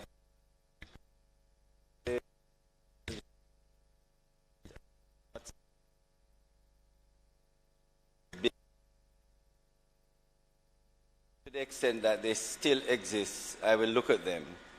May I just say, Madam Speaker, that the government have been looking at more severe penalties, especially in heinous crimes such as this. And I think the country and Parliament should be aware that we now have a Joint Select Committee looking at the increased penalties under the Offences Against the Person Act. We hope that the Parliament will find some time quickly, Madam Speaker, to look at these 3 bills that we have. We had given up to Monday, for all the presentations from the public to be provided. And we're hoping that the police, the DPP, and UNICEF, they have indicated that they will make presentations, that we can start with them. But, Madam Speaker, this Parliament must be united and committed, as we are, that the strongest signal must be sent, especially for murder, but in particular where children are involved. And I think we will be united, Madam Speaker, when we look at these bills. We need to carve out a special provision where children have been brutalized and murdered by anyone.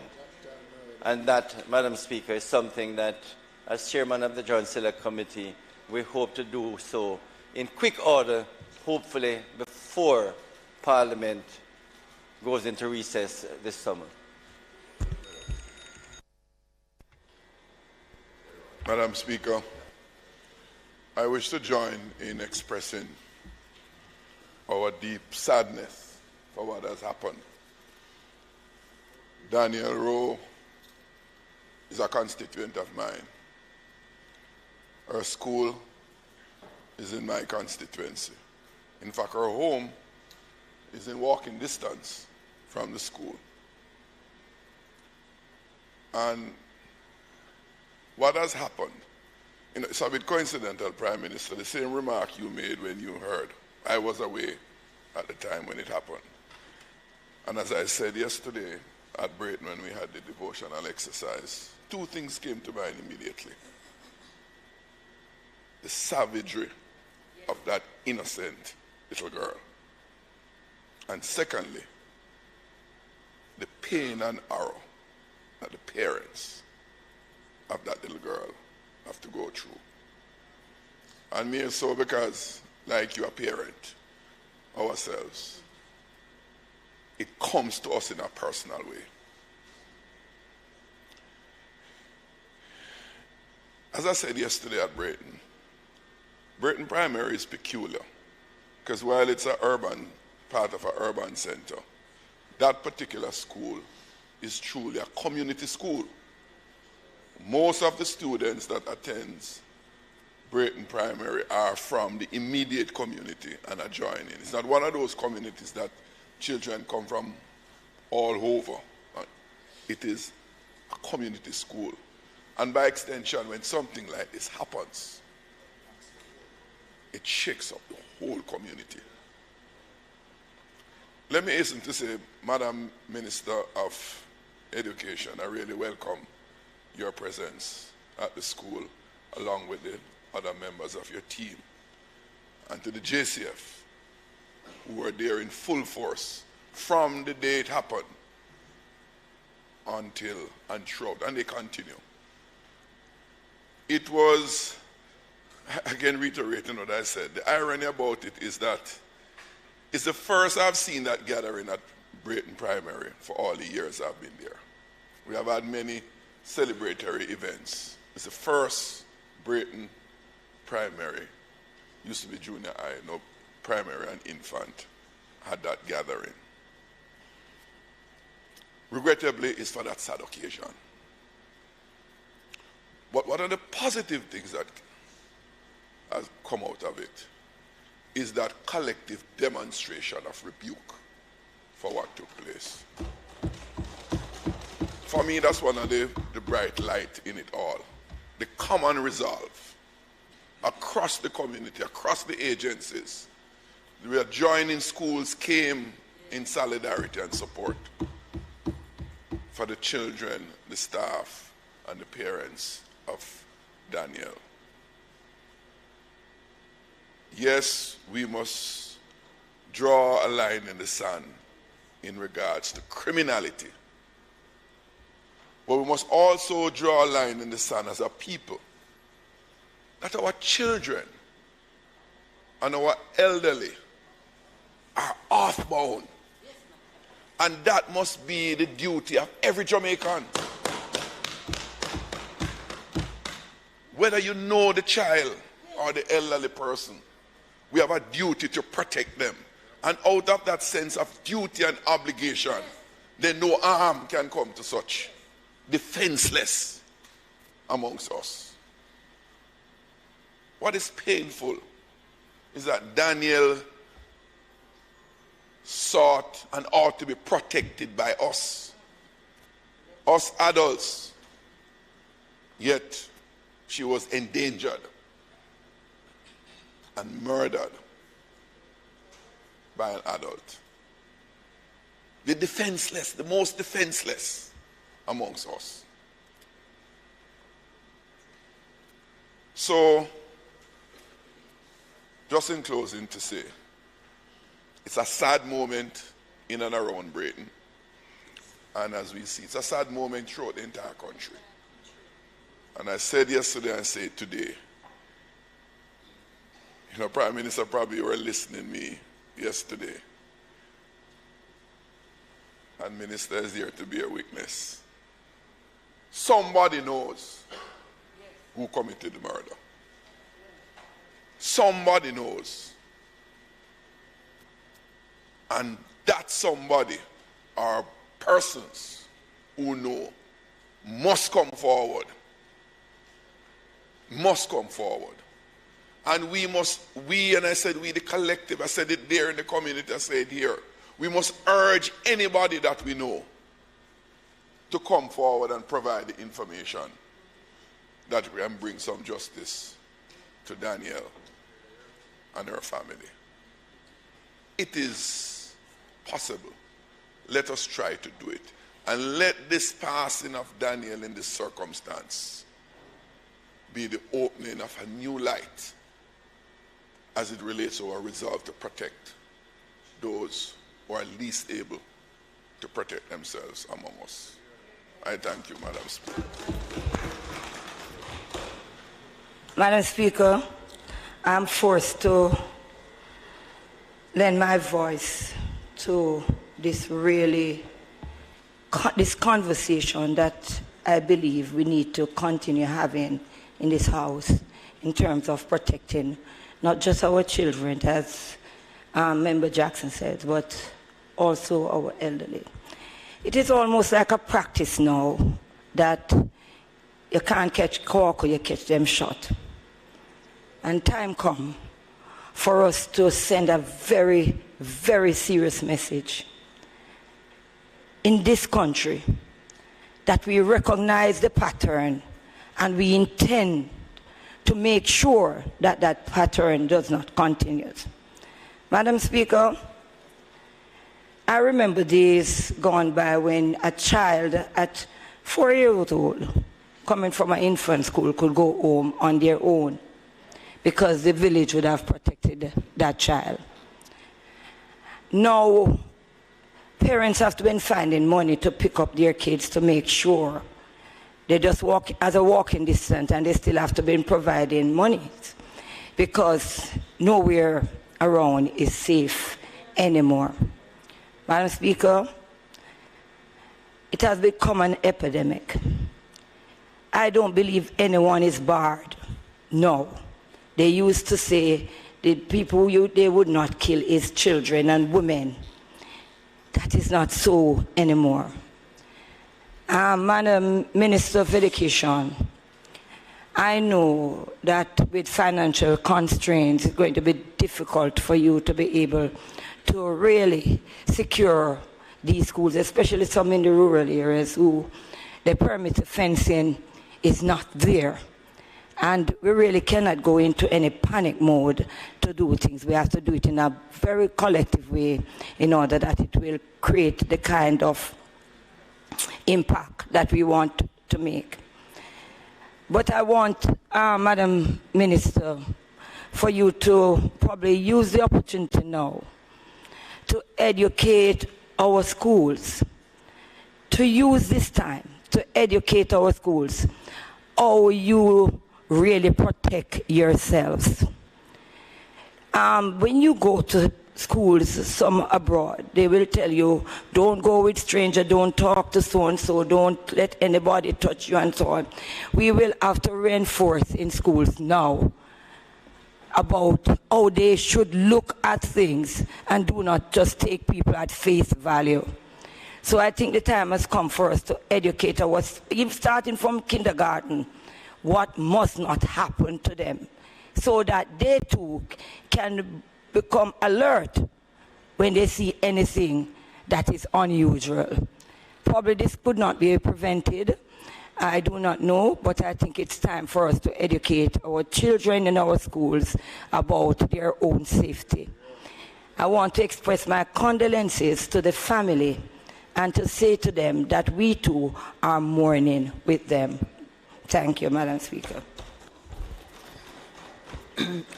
Madam Speaker, Prime Minister, the Leader of the Opposition, and a colleague parliamentarians have adequately expressed our condemnation and the sadness we feel today. So as we are left to contend with the death of Daniel Rowe, who did not survive after her throat was slashed, I am feeling even more pain and sorrow at the evil that triggered the horrifying act. And this is a stark reminder to us all that we must confront the evil that plagues our society and threatens all of us, not the least our children. We must recognize that this is a charge on our collective conscience, a call to action that demands our unwavering and united commitment to safeguarding the lives of our most vulnerable. I want to make a special appeal to those who are listening and watching, that we cannot remain silent, we must raise our voices. We cannot shield those who are responsible for this horrific crime. I want to say we must rise above our indifference and denounce violence in all its form, especially when it's directed at our children. I think we must strengthen our resolve to bring perpetrators of violent crimes to justice swiftly and without compromise. We owe it to Danielle, her family, and to all the innocent lives that have been taken away in the past, and ensure that justice is served. I want to make a special appeal to us as politicians that we need to create a more caring and less combative environment.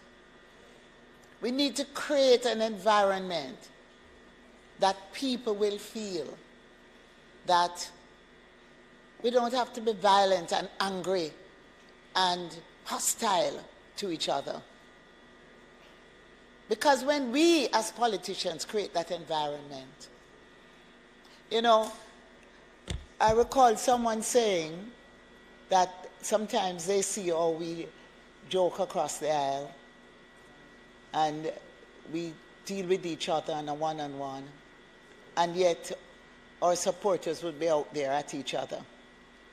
So we have to set the tone. And I think going forward, as the society gets more violent, we have to get more caring.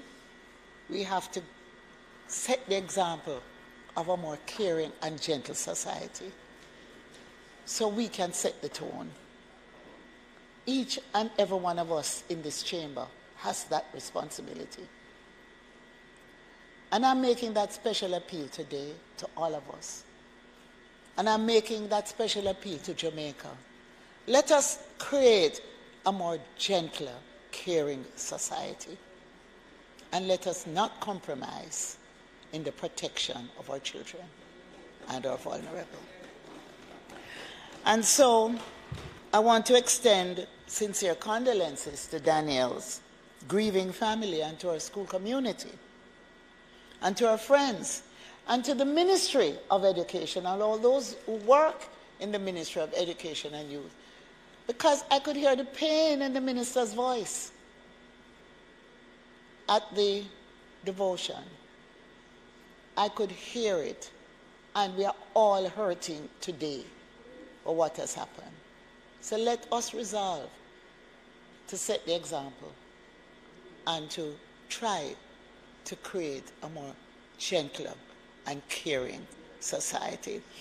I'm heartened that later today I will move the motion to establish the non-partisan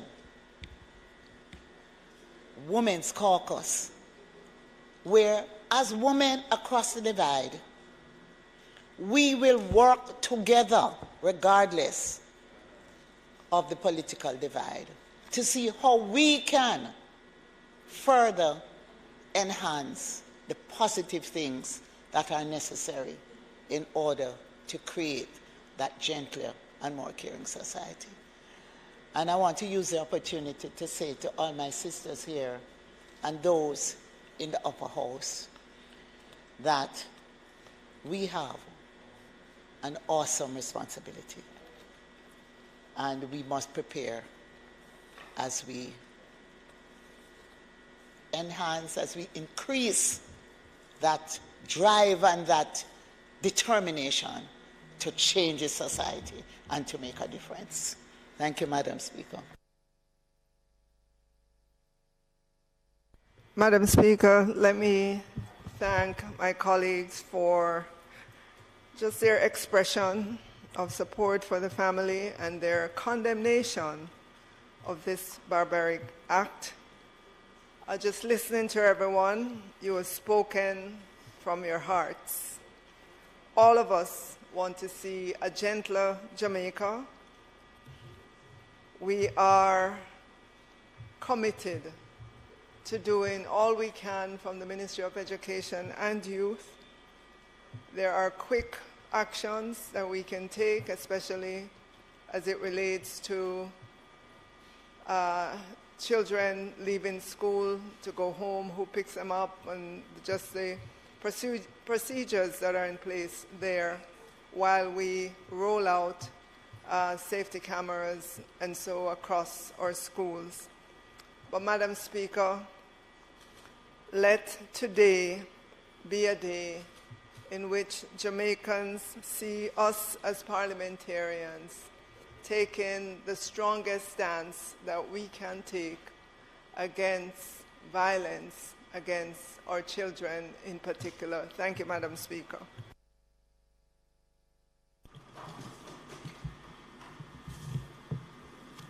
Announcements.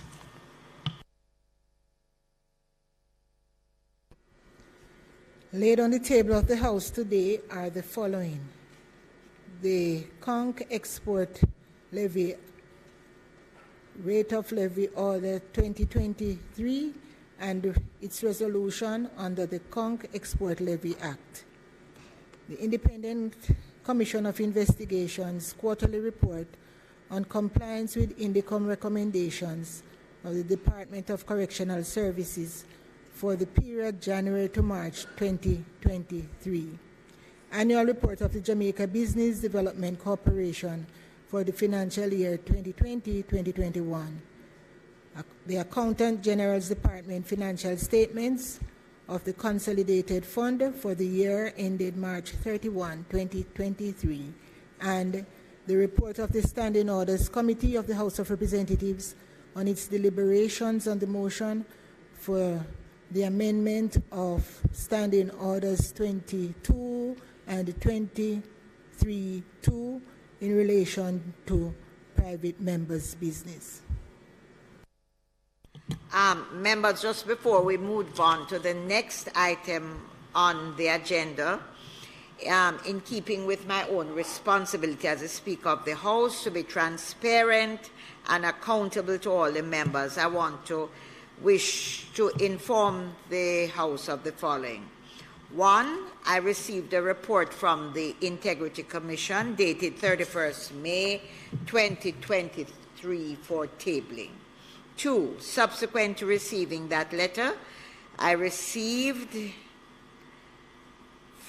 letter was received by the Parliament from the Integrity Commission, which was dated the 8th of June 2023, under the signature of the Executive Director, requesting that the said report that was sent be withdrawn and returned to the Integrity Commission. Thereafter, a written response was sent on the very day the letter was received, the 8th of June. It was sent to the Integrity Commission, advising that the report had been passed to the relevant presiding officers for review and tabling. This response was given under the signature of the clerk to the Houses of Parliament, which stated that at that time she was not in a position to return the report. That was the 8th of June. On the 9th of June 2023, correspondence of even date under the signature of the Executive Director was received again by this Parliament, stating that the Chairman of the Integrity Commission was respectfully requesting the return of the said report, and I quote, to confirm a matter before it was tabled. On my own instructions, having received that, I instructed the clerk to the Houses of Parliament to write to the Executive Director of the Integrity Commission on the 12th of June, advising him that the report could be collected by someone from the Integrity Commission and signed for at the Registry of the Parliament. I'm now advising that the report has been collected by a bearer who has signed the records of the Parliamentary Registry. Madam Speaker. A report dated, the report was dated the 31st of May, and the report is not properly before the House because it has been sent back on the request of the Integrity Commission, and therefore I cannot speak to it. I am merely advising the House of what has taken place. You rose. Madam Yes. Speaker, Yes. I must say that this is extremely unusual. And I'm a little worried because last week I made a presentation about the way the Integrity Commission is being operated. And to hear that a report came, one would have felt that the report would have gone through the process, been read, reviewed, signed off on, and then sent. And then to have that report being recalled, it's unprecedented, but I also am worried that that report may be altered, and it may be altered to remove a name or something, or to add a name or something. I don't know. So what was the purpose of withdrawal? I wouldn't ask us to presume. The report is not before the Parliament. I know, I noticed. I didn't ask what was the subject. But, Madam, I also would like to say, since I'm on my feet, that I sought your permission to speak on the motion of adjournment, and you so granted before the Parliament started. So I will wait. Bills brought from the Senate, petitions, papers, reports from committees. Madam Speaker, I beg to lay on the table of the House a copy of the report of the Standing Orders Committee of the House of Representatives on the amendment and deletion of standing orders in relation to private members' business. Motions that may be made at the notices of motions given orally. Madam Speaker, I beg to give notice that at the next meeting of the House, I will move, be it resolved, that notwithstanding standing orders number 68, subsection 3 and 76, subsection 1, this Honourable House of Representatives appoint a special select committee comprising all the women who are members of the Honourable House to sit jointly with a similar committee to be appointed by the Senate as the Caucus of Women Parliamentarians. Madam Speaker, I further beg to give notice that at a later stage today, I will move for the suspension of the standing orders to enable me to take the motion. Madam Speaker, I beg to give notice that in the next meeting of the House, I will move the Conch Export Levy Rate of Levy Order 2023 Resolution, whereas Section 31C2 of the Conch Export Levy Act, hereinafter referred to as the Act, provides that the Minister may from time to time by order, subject to affirmative resolution of the House of Representatives, prescribe the rate of levy to be paid to the Veterinary Services Division by exporters for any conch season after the 2010 conch season, and whereas on the first day of June 2023, the Minister made the Conch Export Levy Rate of Levy Order 2023, and whereas it is desirable that the Conch Export Levy Rate of Levy Order 2023 be affirmed, now therefore be resolved by this Honourable House as follows. This resolution may be cited as the Conch Export Levy Rate of Levy Order 2023 Resolution. The Conch Export Levy Rate of Levy Order 2023 is hereby affirmed. Madam Speaker, I further beg to give notice that at a later stage today, I will move for the suspension of standing orders to enable me to take the resolution. Madam Speaker, I beg to give notice that at the next meeting of the House, I will move, be it resolved, that the report of the Standing Orders Committee of the House of Representatives on the amendment and deletion of standing orders in relation to private members' business, which was laid on the table of the House on the 13th day of June 2023, be adopted. Madam Speaker, I further beg to give notice that at a later stage today, I will move for the suspension of the standing orders to enable me to take this motion. Questions and answers to questions. Motions that may be made at the commencement of public business requiring notice. Motions relating to sittings of the House. Motions for leave to introduce bills. Presentation of bills without leave of the House first obtained. Public business. Madam Speaker, I now move for the suspension of the standing orders to enable me to take the motion, notice of which I gave earlier.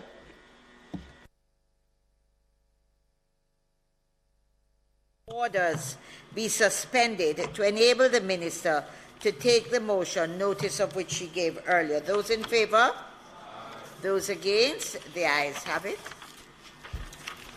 Madam Speaker, I will be very brief in this instance, but just to indicate that all the women in Parliament in both houses are at one in the establishment of this caucus of women parliamentarians, and I want to just thank them for the spirit in which they have worked together to make this a reality.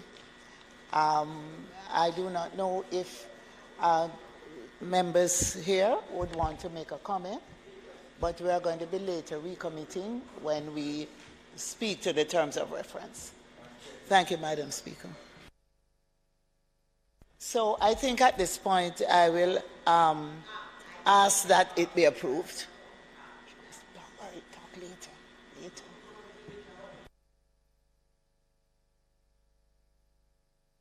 So, Madam Speaker, I ask that it be approved. The question before the House is that the motion brought by the Minister be approved. Those in favour? Those against? The ayes have it. Madam Speaker, I now move for the suspension of standing orders that enable me to take the resolution, notice of which I gave earlier. Members, the question is that the suspension of the standing orders to enable the Minister to take the resolution, notice of which he gave earlier. Those in favour?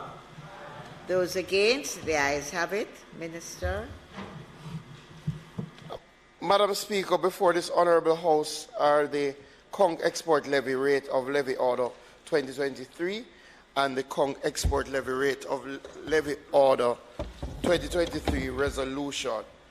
The Honourable House should note that the Conch Export Levy Act was passed in 2009 with its main purpose to facilitate the imposition of a levy to be paid on each pound of conch exported during each conch season, pursuant to Section 3 of the Act.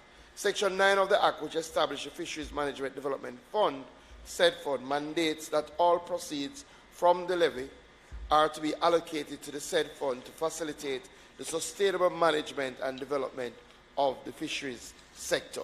Section 11 of the Act, Madam Speaker, also stipulates that any exporter who fails to pay the levy commits an offence and is liable to summary conviction in a parish court to a fine equivalent to 5 times the value of the unpaid amount of the levy, or $3 million, whichever is greater, and in default of payment, imprisonment for a term not exceeding 12 months. Section 12 of the Act provides for the unpaid levy to be recovered summarily by the Commissioner without limit to amount as a civil debt in a parish court at the suit of the Attorney General. Madam Speaker, this Honourable House is reminded that the levy, which was last imposed for the 2022 conch season at 50 cents in the currency of the United States of America, or its Jamaican equivalent per pound of conch exported, had remained unchanged since the 2018 conch season. This is largely due to, Madam Speaker, the negative impact that we had with the closure of our conch season for multiple years, and also with the negative fallout from the COVID-19 pandemic. Madam Speaker, our conch industry reopened in 2021, and as such, in consultation with the major players in the sector, and appreciating that the sector is still in its rebound stage, I find it appropriate not to increase the rate of levy at this juncture, as the industry is still in recovery mode. And also, Madam Speaker, we have not increased the allowable catch. Madam Speaker, you may remember that we had shut down our conch sector to ensure that we had enough to sustain a sector. And when we reopened in 2021, we set the catch levels at small numbers so as to ensure we do not reach to a stage where the fisheries is unsustainable. So, Madam Speaker, in light of that, we have not increased the rate of levy. Additionally, we are still in some dialogue with our EU partners who have made some changes to their entry requirements. And those discussions continue, and we continue discussions with the industries. That has caused a delay in market distribution channels. Accordingly, Madam Speaker, in exercise of the power conferred upon the Minister of Agriculture, Fisheries and Mining under Section 31C2 of the Act, on June 1, 2023, I made the order for an exporter to pay a levy at the same unchanged rate of 50 US cents, or its Jamaican equivalent, to the Veterinary Services Division for each pound of conch exported during the 2023 conch fishing season. Madam Speaker, just to briefly go through the order, the object of the order pursuant to Section 3 of the Act is to legally require a person who proposes to export or who exports conch to pay the Veterinary Services Division a levy of 50 cents in the currency of the United States of America, or the equivalent in Jamaican currency for each pound of conch exported during the 2023 conch fishing season. Madam Speaker, I also had discussions with my counterpart, the shadow spokesperson on agriculture, Sir Cousins, who unfortunately could not be here. But this, Madam Speaker, is fairly run-of-the-mill. So it was shared with him, and he had no difficulty with it being taken today. In the circumstances, given the matters highlighted above, I ask this Honourable House for its full support in affirming by resolution the conch export levy, rate of levy, Order 2023. Madam Speaker, on behalf of the member for Southwest Clarendon, who were just consulted, we don't have any difficulty with approving this, especially as the rate has remained in place over a number of years. Thank you very much. Mr. Question, Minister, which is our main market for conch now? And it used to be just the EU, or are we beyond there now for the conch? We have diversified a little bit, but the EU remains our main market. And I would say probably maybe I should use our most lucrative market. So we have diversified. A number of our companies are selling elsewhere, but the EU still remains the biggest market. Members, the question is that the resolution brought by the Minister, notice of which he gave earlier, be approved. Those in favour? Those against? The ayes have it. The resolution has been approved. Madam Speaker, I now move for the suspension of the standing orders to enable me to take the motion, notice which I gave earlier. The question before the House is that the standing orders be suspended to enable the member to take the motion, notice of which was given earlier. Those in favour? Those against? The ayes have it. Member? Madam Speaker, members of this Honourable House are reminded that on May 31st, 2023, the Honourable Edmund Bartlett, Minister of Tourism and Leader of the House, moved, whereas Standing Order 20, Arrangement of Public Business states, 1. Public business shall consist of motions and public bills. 2. Subject to the provision of these standing orders, government business shall have precedence on every day except on Thursday, when private members' business shall have precedence between 5 o'clock and 7:20 in the evening. 3.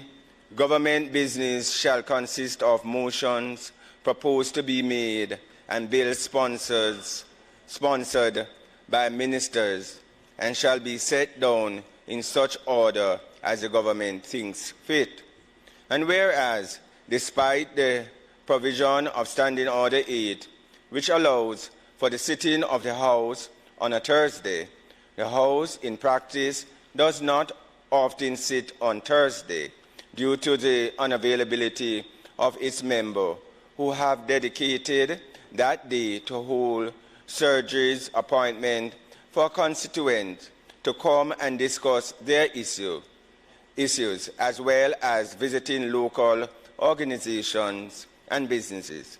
And whereas there is a view that private members' business is not being adequately addressed by the House, creating delay and affecting discussions and debates on a wide range of issues which are of particular concern affecting us locally or internationally.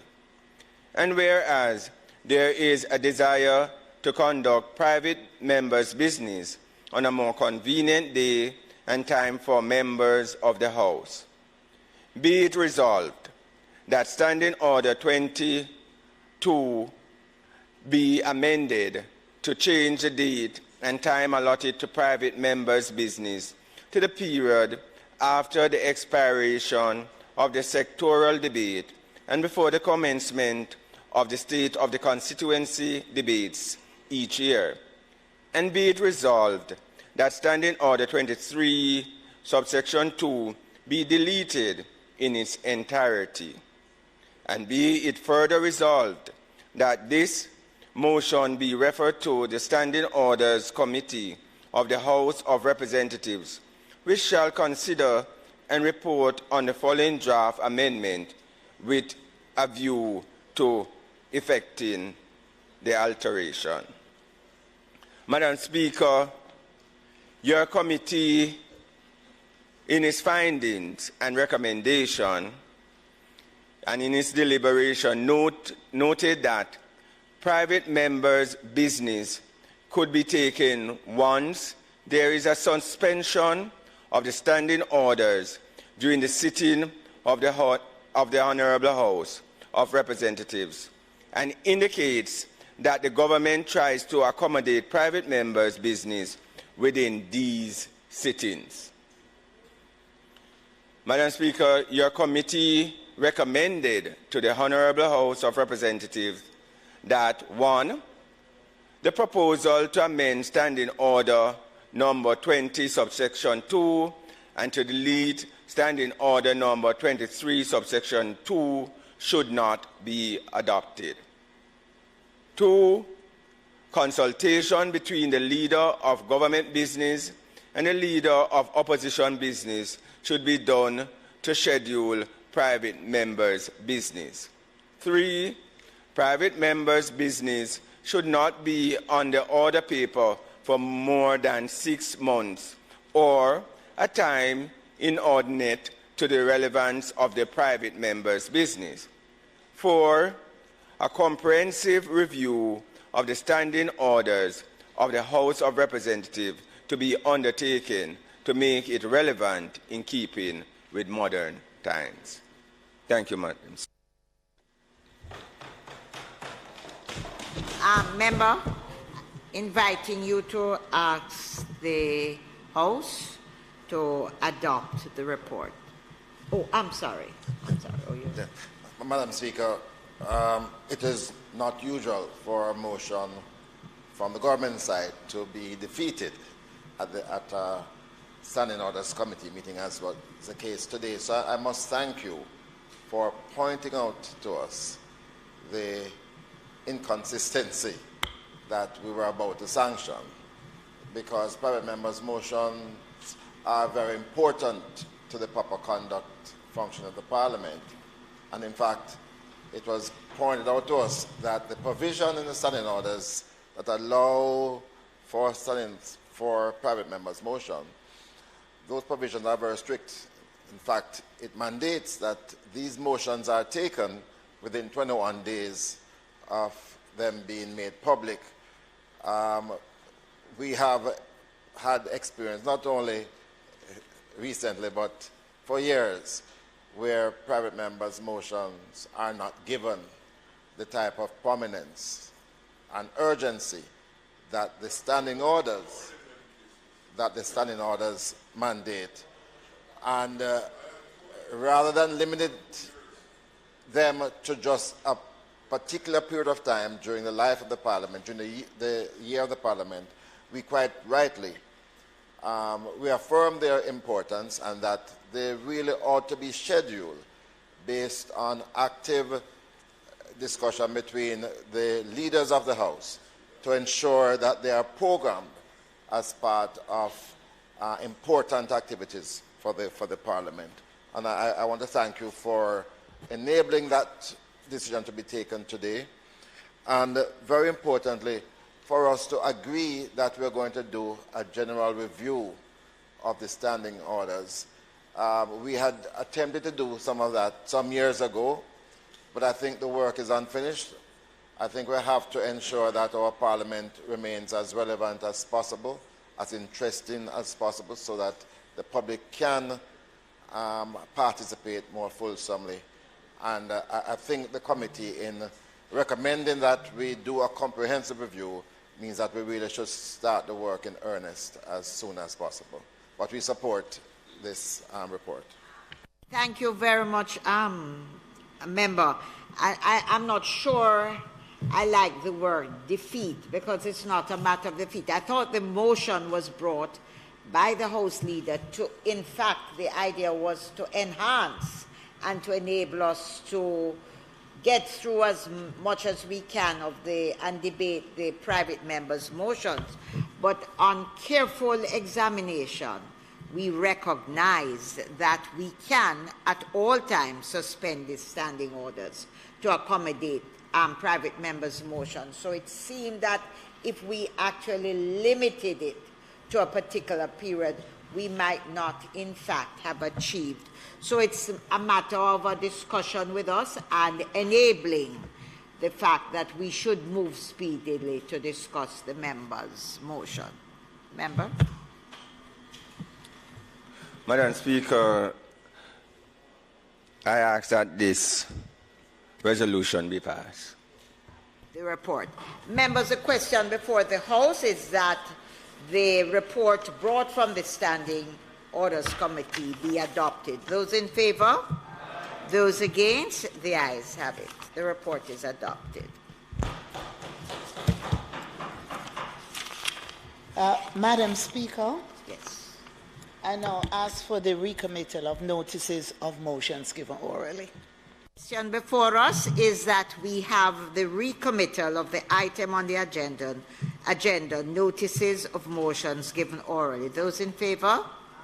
Those against? The ayes have it. Go ahead. Madam Speaker, I beg to give notice that at the next meeting of the House, I will move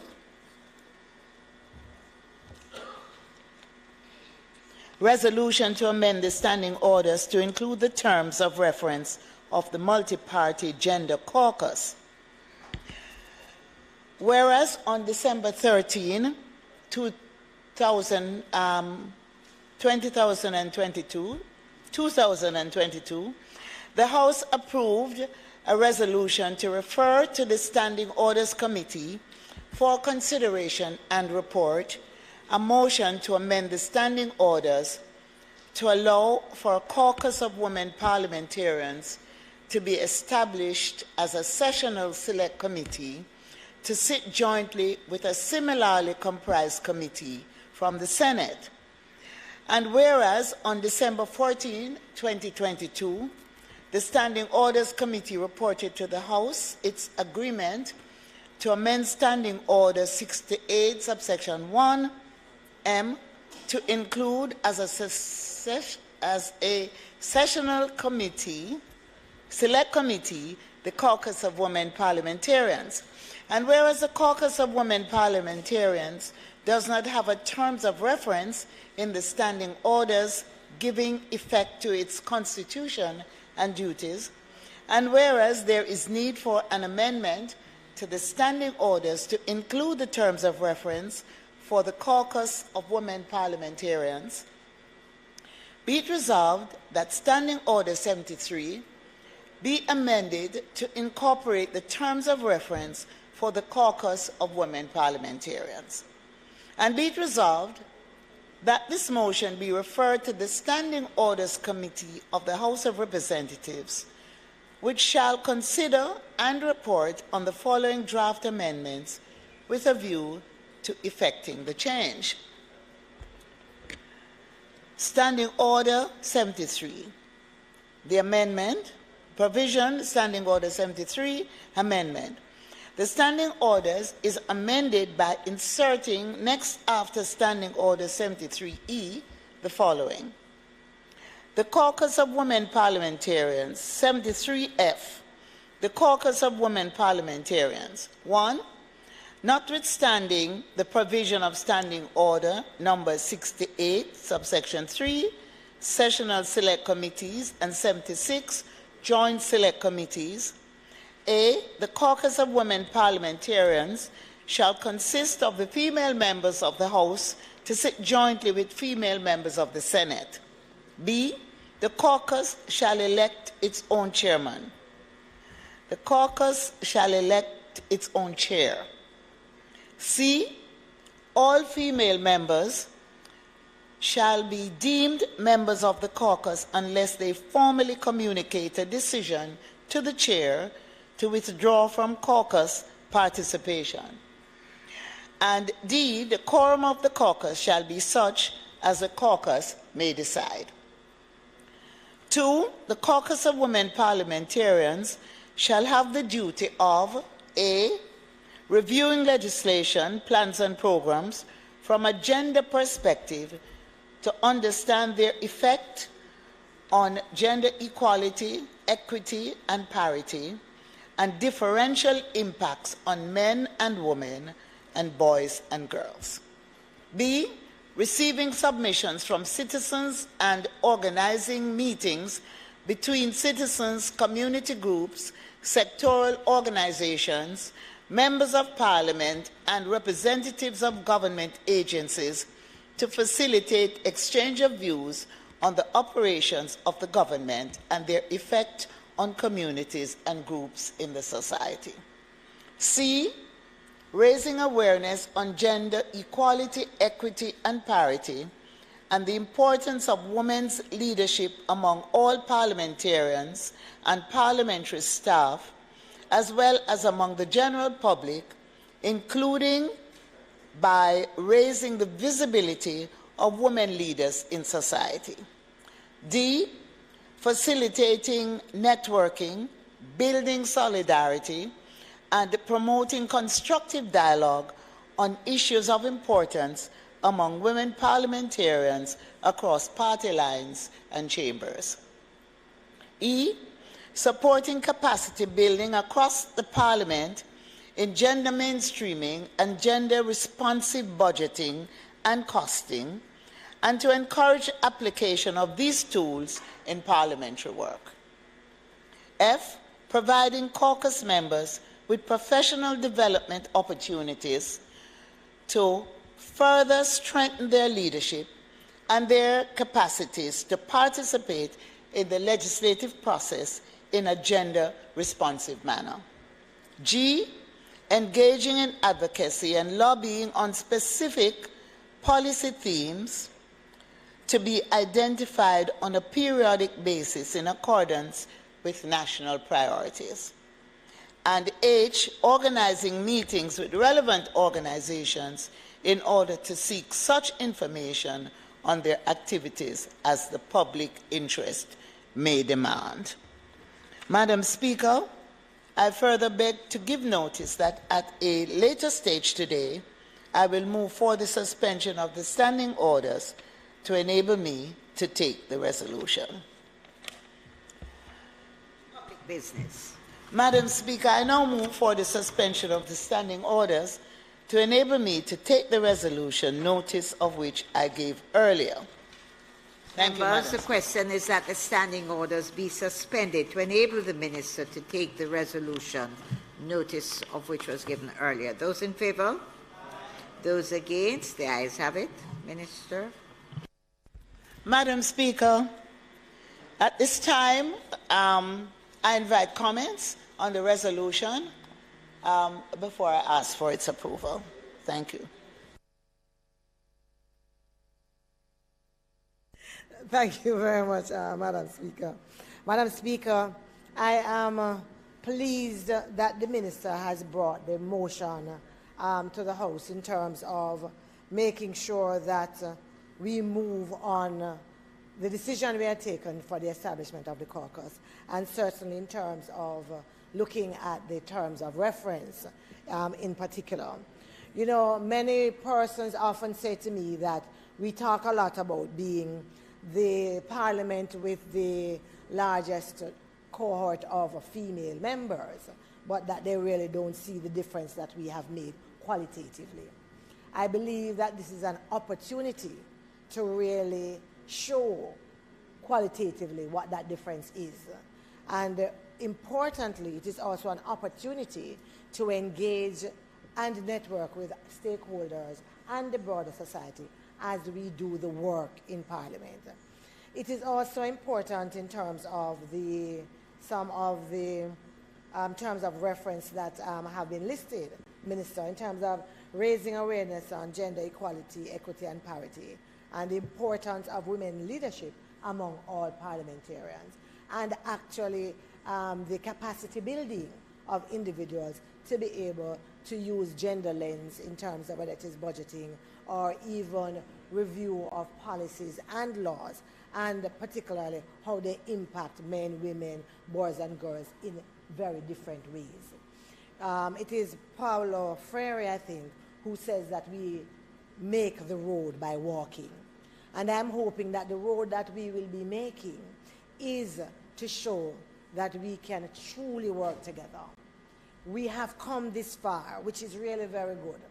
But I know that it is not always going to be smooth sailing.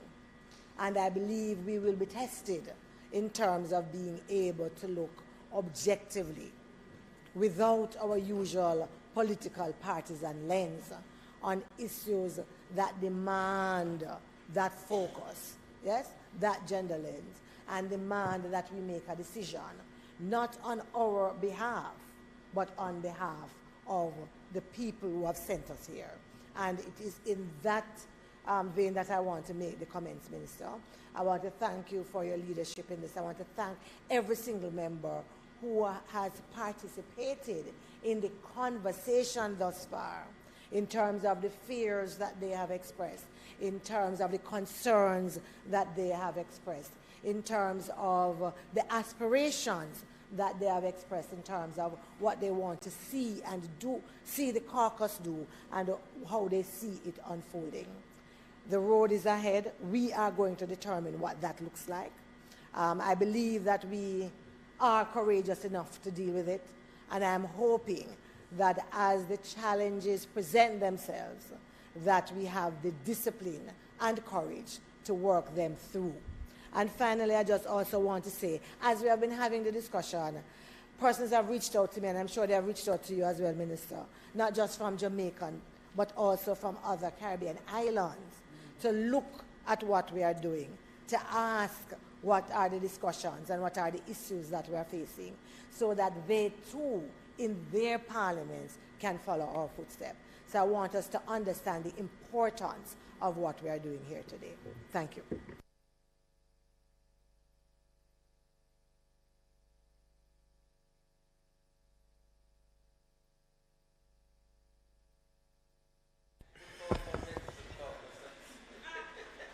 Madam Speaker, I'm very pleased to see the House evolving to this point. It is, Madam Speaker, a journey to have gender mainstreaming as a part of government policy. And as I speak and use such terminologies, I'm quick to point out what I mean, lest it be widened to stretch to be interpreted in ways that I did not intend. But, Madam Speaker, the truth is that it has been a journey for government, not just this administration, to include in policy decisions consideration of matters that affect women in particular. And it is not the exercise of policy and the policy discretion to be biased or unfair or to give special favors, but it is the recognition that women's issues deserve particular attention. And so our policies have evolved to take that into consideration, to be proactive in this regard. And, Madam Speaker, you would recall that we have taken certain decisions regarding ensuring that there are a certain number of women, for example, on our boards, on our public boards. We have taken decisions regarding, as far as possible, to ensure that we have adequate female representation in our Senate. And though we have not bound ourselves in terms of a policy in the House, I, speaking on behalf of this side and as leader of the party that I represent, that even in the political party, we took a decision that we would be instrumental and deliberate in how we would select candidates to ensure that there is a higher level of female representation in politics. And I believe that these kinds of proactive policy decisions have worked to the point where we can say today that this Parliament has the most women representation than ever before. And I think that is an achievement for which we can applaud ourselves. So, Madam Speaker, I thoroughly endorse and support this move. I think it will enrich our Parliament, and I think it will improve the delivery of policy and improve policy outcomes. The purpose of Parliament, Madam Speaker, is to be representative, it is to be deliberative, it is to give oversight, Madam Speaker, and it is to be responsive. It is clear that in our society, based upon the representation in Parliament, we couldn't say that in terms of this particular demographic element that Parliament is representative. But we are getting there. In terms of Parliament being responsive, I would think, Madam Speaker, that we haven't been as responsive as we should be, particularly to women's issues. But I think with the establishment of this committee, we could say that we are moving in the right direction to ensure that the Parliament is responsive. And my view, Madam Speaker, is that in terms of oversight, having this committee and having more women in Parliament would actually lead to better oversight of public affairs, Madam Speaker. And yes, I share that view. And in terms of Parliament's deliberative nature, Madam Speaker, I'm sure the eye and the mind that is brought to public issues would ensure that there is much deeper, much more research, much more nuanced, and a more wholesome discourse on public matters. So all in all, Madam Speaker, I would say it deepens parliamentary representation, and it is more representative and responsive to our emerging social issues and social profile. Thank you, Madam Speaker.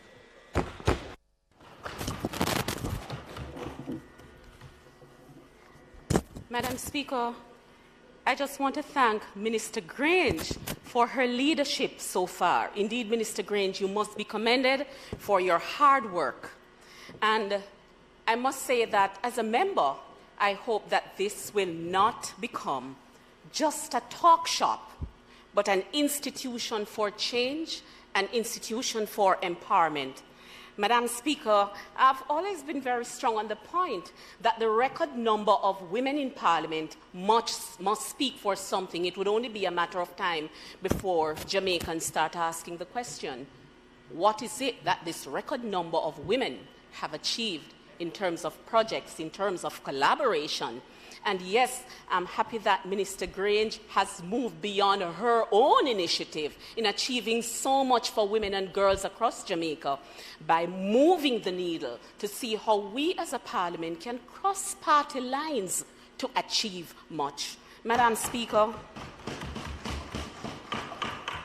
while we look into the various constituencies of interest, because I know that women sitting together, we are all going to lobby for things that we feel very strongly and passionately about, I also want to use this opportunity to remind us that we have a responsibility to use our access and privilege not only to serve ourselves, but to speak for the vulnerable women and girls who are unattached and to give them the opportunity to achieve their best outcomes. Madam Speaker, women's right is a chief human right.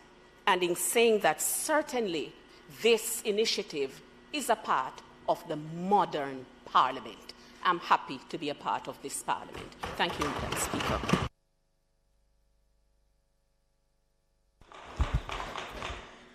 Madam Speaker, I want to thank my colleagues who have spoken in support of the establishment of the caucus. I want to especially thank the Prime Minister for standing up and supporting this initiative. And I would assume it's on behalf of all the men in the chamber. But as usual, you know, Prime Minister stands up and rises to the occasion. And I thank you so much, sir. I just want to highlight the fact that included in the terms of reference is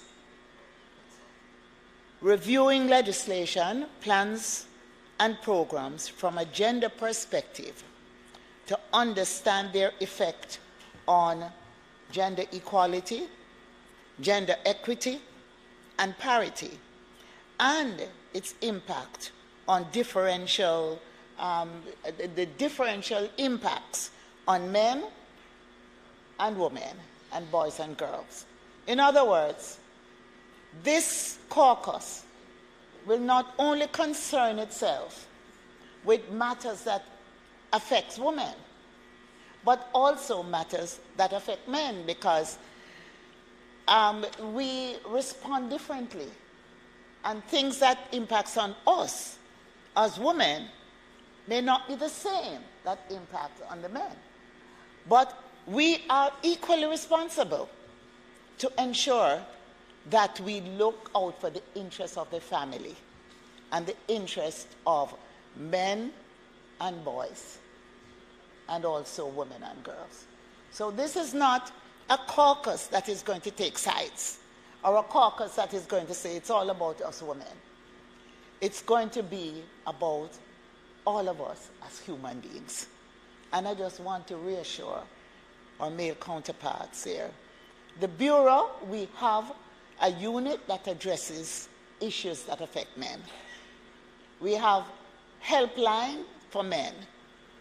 In fact, the recent case where the policeman was murdered and, you know, domestic violence was at play, he could have called the helpline.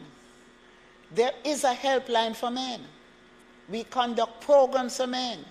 We conduct training for baby fathers so they understand how to be better fathers and how to do housework. So we are concerned about men's health, because men tend not to want to go to see the doctor as readily as women. And our boys are very vulnerable. We want to protect them. We want to save them from turning to a life of crime. So this caucus is going to be a watershed. This is a watershed moment. And we will be the envy of the region and internationally, because we have done something here today that is historic. And so I just want to thank all my sisters in Parliament and in the Senate, in the House of Representatives and in the Senate, who have come fully on board. And I just want to say, dealing with gender matters and being pro the empowerment of women do not mean we are anti-men. And I just want to reassure our male counterparts in the chamber that it's all about us. It's all about us. We need to be empowered, further empowered as women. We have been at a disadvantage, and so we are addressing that. But we also know that we have to balance the thing, and it's not just about us, right? So there are benefits in having women caucuses, and I will just quickly indicate that women caucuses have the power of increasing women's impact on political decisions. It is generally believed that the building of cross-party caucuses can help provide the peer support necessary to promote a gender equality legislative and policy agenda. And the following arguments are being advanced Women caucuses are important to influence political decision-making as they facilitate the framing of the debate in the wider development context. In other countries, they have contributed to the development of gender-sensitive and gender-responsive legislation and have positively influenced development indicators. They provide increased organization, management, objective setting, strategizing, and quality teamwork among women parliamentarians. They facilitate increased effectiveness and impact, as well as improved communication and media relations to achieve their vision and mission. Women's caucuses can be effective in promoting gender equality in Parliament. There are many good examples all over the world of the ability of women's caucuses to place women's issues and gender equality on the political agenda and to get new legislation passed. They facilitate increased advocacy on all kinds of gender-based discrimination or gender-based violence, which are very critical issues for women and men.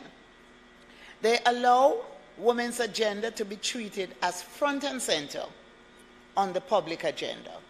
They facilitate the building of alliances and encourage targeted and tangible support from male politicians or men from other fields.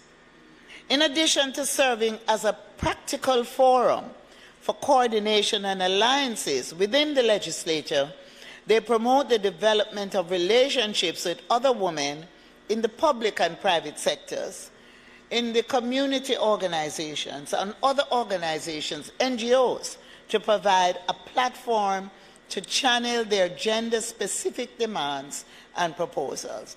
Women in legislatures worldwide have used diverse practices to make progress on priority issues and decrease the gender gaps in their countries.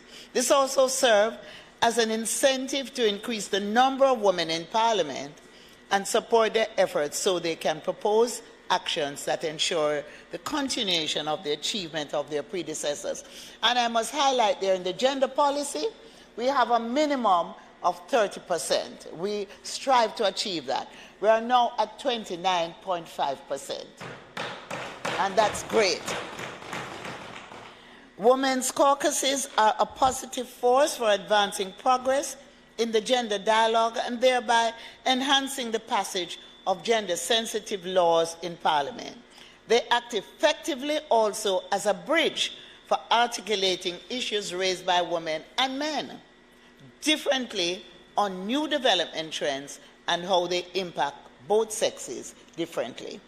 Women caucuses are critical in bringing women MPs together despite their political tendencies and differences, and this is a living example. There are privileged spaces for women legislators to advocate together for women's issues, for minority issues, as well as for networking with other entities, parliaments, and international organizations. And so, there's a long list, but I'm preaching to the converted. So I just want to say that today is a happy day for us, and it's a watershed moment, and we have made history. And I really hope that the country recognizes this, and the media recognizes that we have made history today with the establishment of this Women's Caucus, this bipartisan, bicameral Women's Caucus of both chambers. Thank you, Madam Speaker. So, Madam Speaker, you would want me to now move? So I am concluding debate on the resolution and ask that it be approved.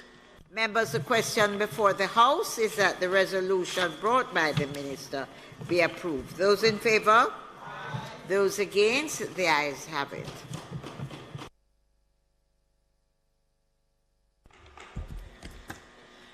Madam Speaker, this was a good day. It is not intended for us to do any further business. So I therefore ask that this Honourable House now adjourn until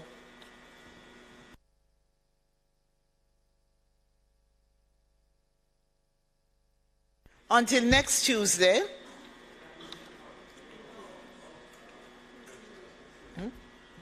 June 20th at 2 p.m. Thank you.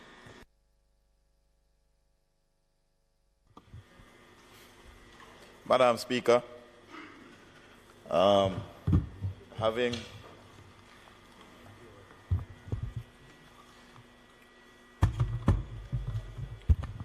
having sought your permission earlier, let me thank you for this privilege to address this honorable House on matters surrounding the Integrity Commission of Jamaica.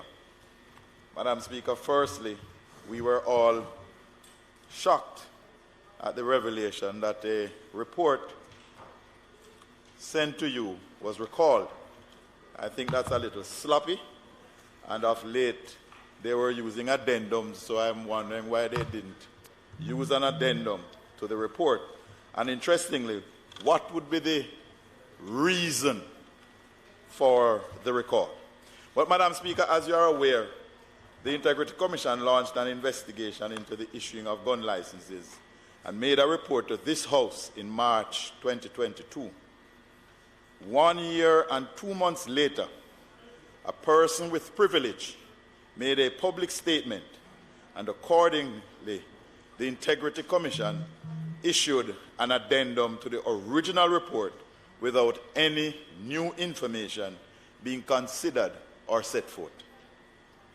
Madam Speaker, the teacher, the nurse, the policeman, the civil servant, and the permanent secretaries, the transport authority, inspectors, have no such privilege. Therefore, their voice cannot be heard unless they go through the expense of high-priced lawyers. The investigation was started by the Office of the Contractor General, OCG. The investigation was led by the Contractor General himself, the learned Mr. Dirk Harrison. The OCG became the Integrity Commission after the law was changed. We are led to believe that Mr. Dirk Harrison stayed on and completed reports that he was working on. The special report laid in March 2022, we believe, was one of those reports.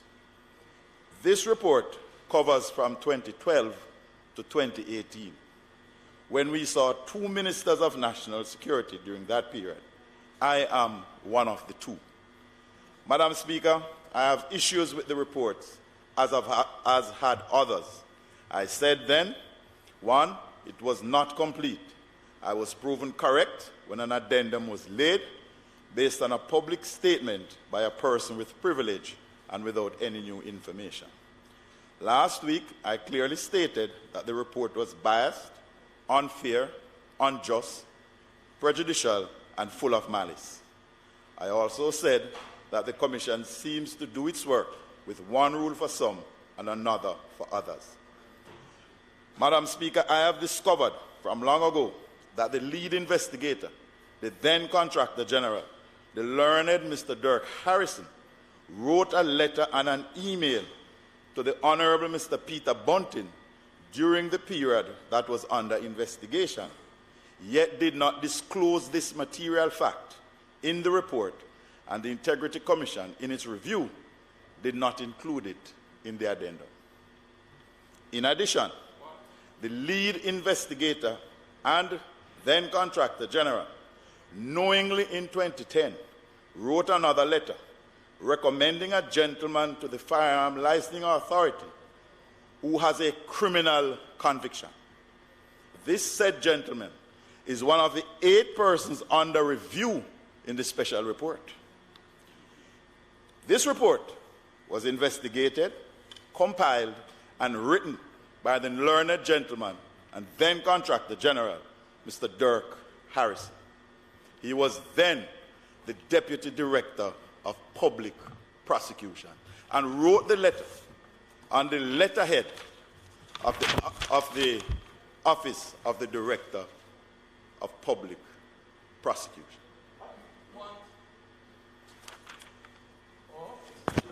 The first letter is written on the letterhead of the Office of the Contractor General, Madam Speaker.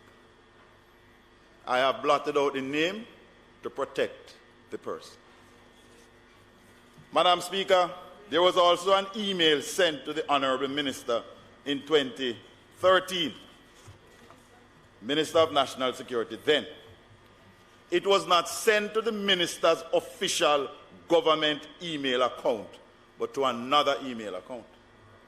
So, Madam Speaker, was there or is there a personal relationship between the Honourable Minister and the learned lead investigator and then Contractor General?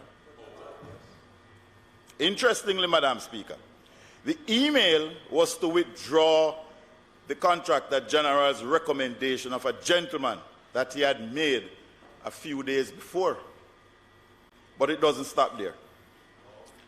The learned gentleman and lead investigator, Mr. Dirk Harrison, copied the email to 3 persons who were then employees of the Office of the Contractor General.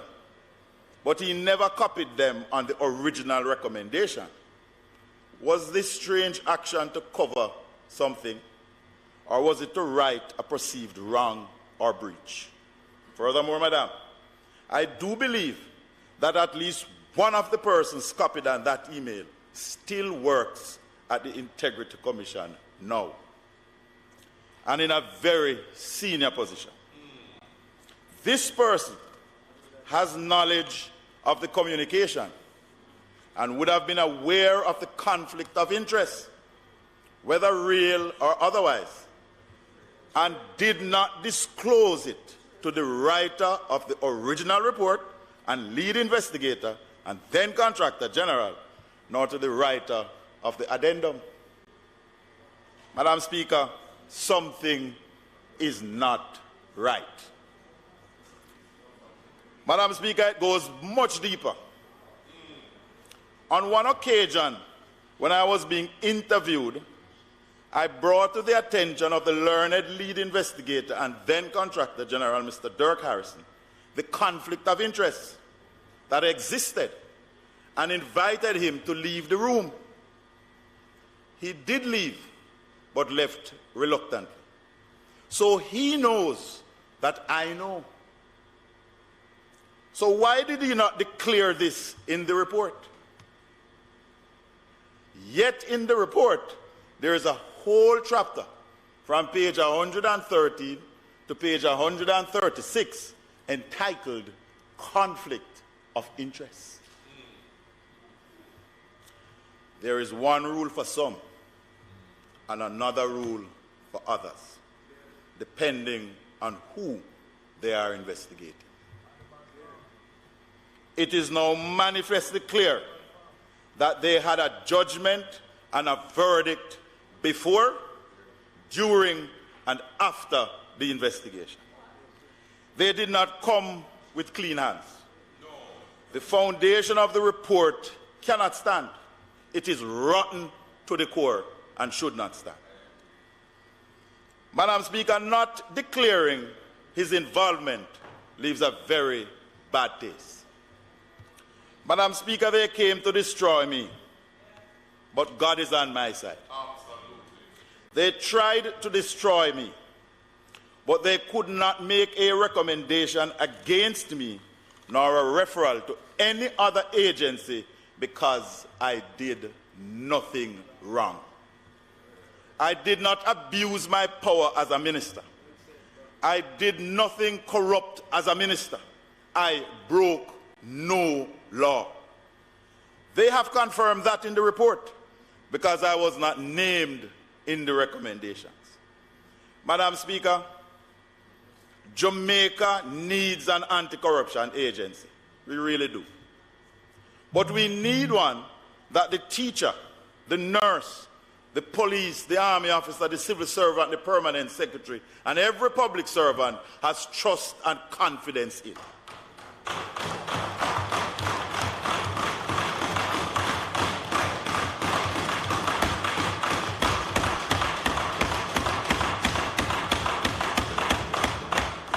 Madam Speaker, we need one that will not show favoritism. We need one that is fair just, and even-handed. The current one has many questions to answer. They have betrayed my trust. They have betrayed the people's trust. They have let us down. They have disappointed Jamaica, and we have found them wanting. We do not wish to fight with them. We just want an honest, fair, and just anti-corruption agency. We seek not a fight or a quarrel. We seek a good anti-corruption agency. We do not wish to tear down. Rather, we seek to build, like the Electoral Commission, a world-class institution that others may seek to pattern. It is not beyond us, but we must remove egos and special agendas. We must fix the shortcomings of the law, and we can do it when we come together as stakeholders, listen to each other, and take the bold step to amend the law. It is on us in this honorable House to do this for Jamaica. We cannot have an anti-corruption agency in so much controversy. We must make the changes.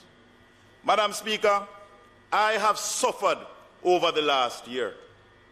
My family have suffered because a few people decided amongst themselves that I, a man from the country, should not serve my nation. Throughout all this, my family has stood with me. My constituency of Western St. Mary, every Labourite, every comrade, and those without political views have stood by me because they know me. We went to school together. We go to church together. And we play together and we work together. They grew me. They know that I stand on my faith and that my God will never leave or abandon me. I am rooted in the United Church of Jamaica. And my mother has always taught me that I must have the Savior with me because I dare not walk alone.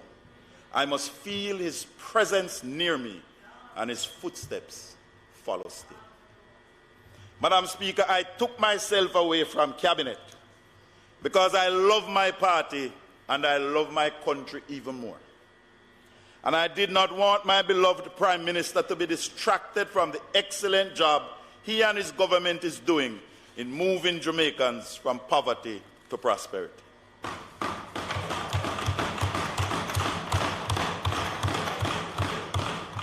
That is a mission I believe in, Madam Speaker. That is the mission we all want. We work in this House so that Jamaica may, under God, increase in beauty, fellowship and prosperity, and play her part in advancing the whole human race. Madam Speaker, the Integrity Commission must act, and they must act now. Madam Speaker, thank you very much.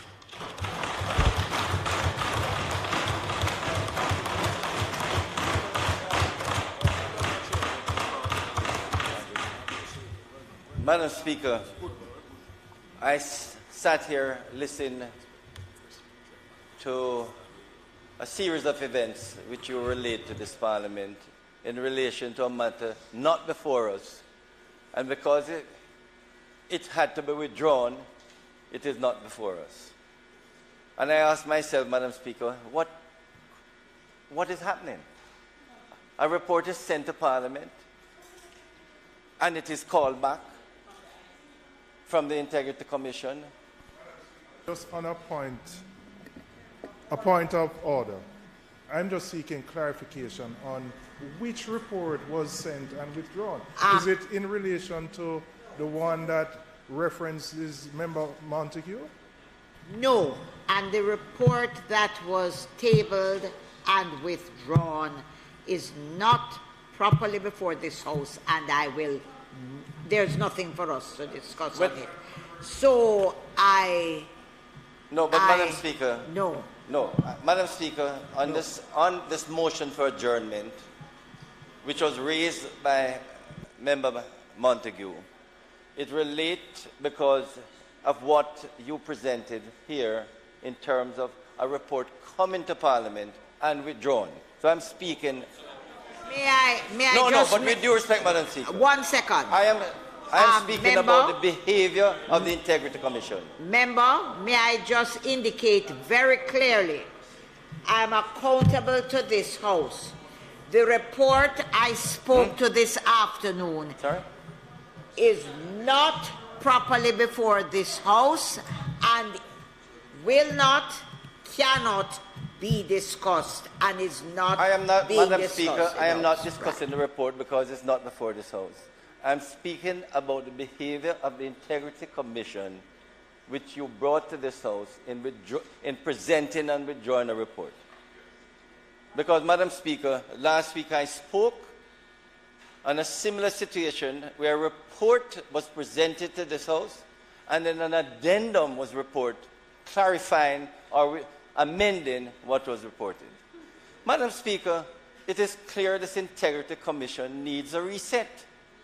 Yes. And with due respect, Madam Speaker, that reset is not going to begin until they apologize to the Prime Minister of Jamaica. Absolutely. When in February of this year, to be exact, the 13th of February, they presented a report to this House on a company, Westcon, in which a Prime Minister is a director, or has some. No, I'm sorry. That the Prime Minister had used. No, sorry, I would. Sorry, Madam Speaker. A report on Westcon. Madam Speaker, after that report was tabled here in this House, even Reuters report about it. The opposition, the People's National Party, had a press conference. Yes. And then, Madam Speaker, within 24 hours,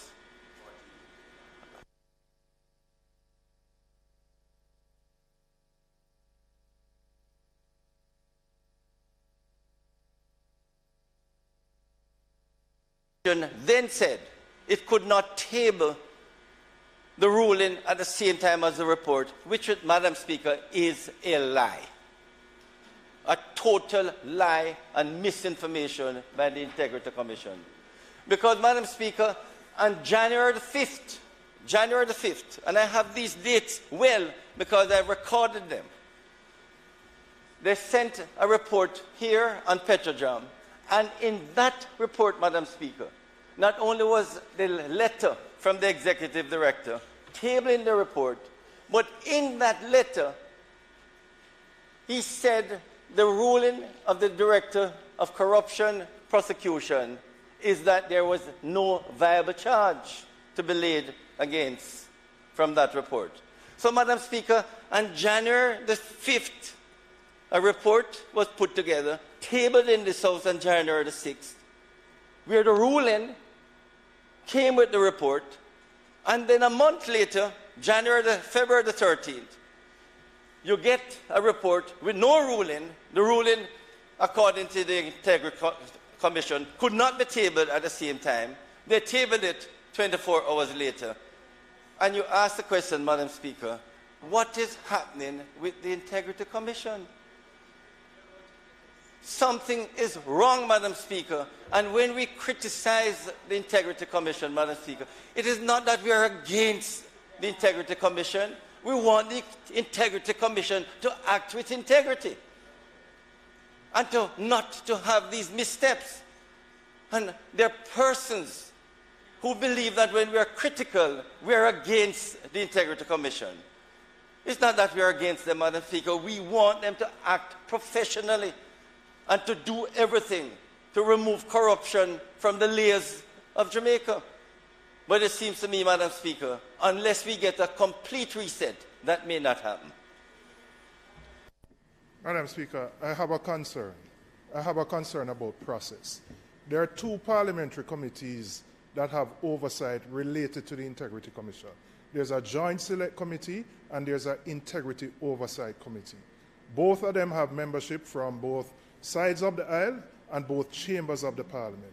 I believe legitimate concerns about the operations of the Integrity Committee should be dealt with by those two parliamentary committees. I believe a member who feels he has been wronged and he's well within his right should respond to the Integrity Commission in writing, outlining the missteps and the injury to his character. And I support him on that. But I'm very concerned about using motions of adjournment to go into deep discussions about the Integrity Commission with no opportunity for the Integrity Commission to respond when we have two commissions, a joint select committee and an oversight committee that have responsibility to deal with the operations of the Integrity Commission. And we are going down a road. This is the second Tuesday. We're on a motion for adjournment. We're having these. Let us deal with them in the appropriate way, which is the Joint Select Committee or the oversight.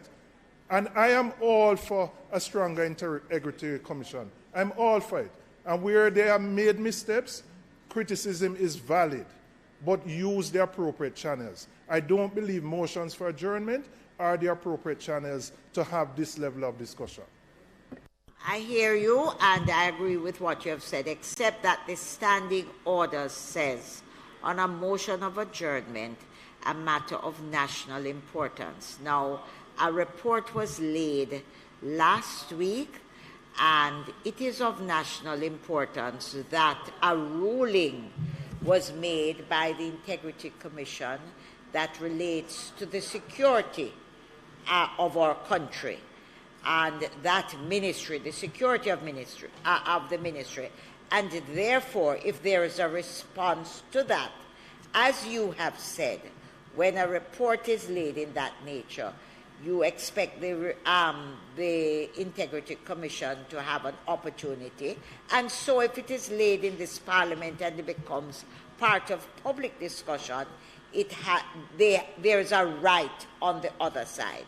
In terms of the discussion into what I said, there is no report to be discussed. I am merely, as the Speaker, I gave certain instructions to Parliament, and I am accountable to this Parliament, and therefore I have indicated something that is not up for debate today. But I do believe, member, that our security and the rulings of the Integrity Commission are of particular national importance and has been on the national scene for a number of weeks. And it is important that we do, if something is raised in relation to it, I do believe the Integrity Commission itself would consider of national importance rulings that they have made in relation to the security of this country. Madam Speaker, I'm inclined to consider very carefully the position raised by the member from St. Andrews Southeastern, as I'm very sympathetic to the positions and discussions raised by the member from St. Mary Central and the member from Western, St. Mary Western, and the member from Northeastern St. Andrew. Madam Speaker, we are a country of laws, and the rule of law is supreme, and the Parliament is the instrument through which we make laws. Madam Speaker, the commissions get their power through the laws this Parliament makes. And the Parliament gives an opportunity for members who are aggrieved or members who want to make a personal statement to express their perspectives within this House and have the protection of the Parliament in making their statements. And it has been utilized. Madam Speaker, the concerns raised are valid concerns. but we must always remember that we are the lawmakers. And we have the power given to us by the electorate to change the laws, to make the laws more effective, to make them stronger in the public interest, indeed to make them fairer and just and more effective. So, yes, Madam Speaker, yes, colleagues, we have to use the parliamentary platform to express our dissatisfaction, to defend our good name and character. But more importantly, after all the discussions, we must move swiftly to ensure that we have strong and appropriate legislation to ensure that we deliver justice and integrity for the people of Jamaica. That is our power, and that is what the people elected us to do.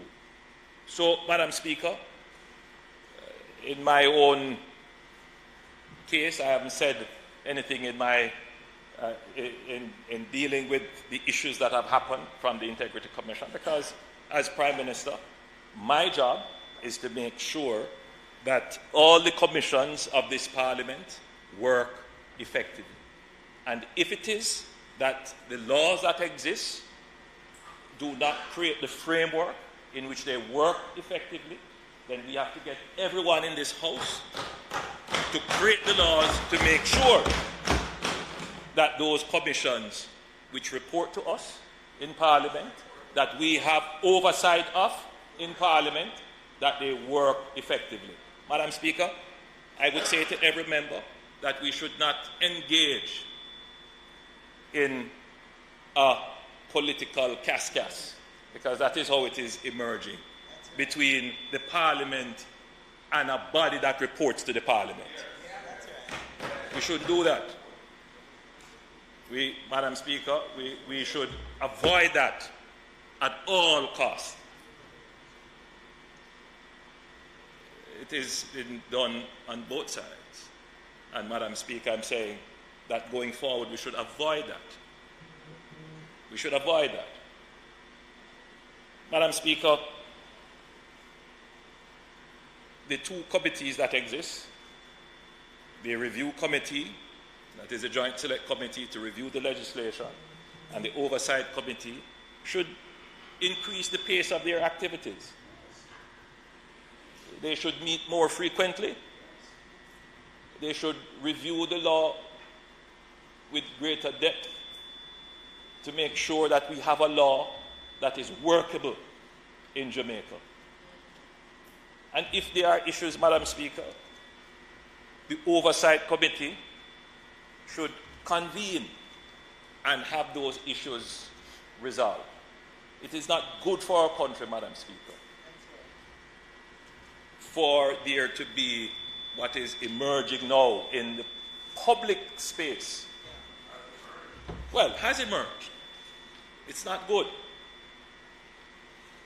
And if anyone thinks that they are winning, they are leading to the destruction of institutions. And as Prime Minister, I cannot support the destruction of institutions. So, Madam Speaker, I would wish for the discourse to end at my presentation. And I would also wish for the Oversight Committee and the Joint Select Committee to increase the pace of their work, to make whatever changes that they see necessary to improve the operations of the Integrity Commission.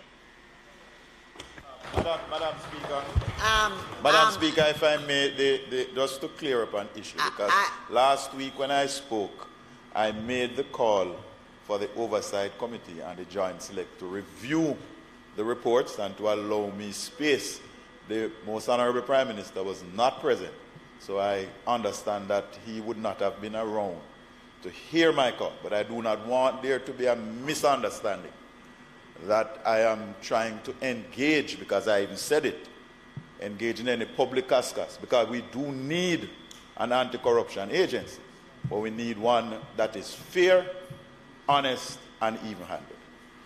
And with that, the question before us is that the House do adjourn until next week, Tuesday, the 20th of June. Those in favour? Aye. Those against? The ayes have it. This House is now adjourned.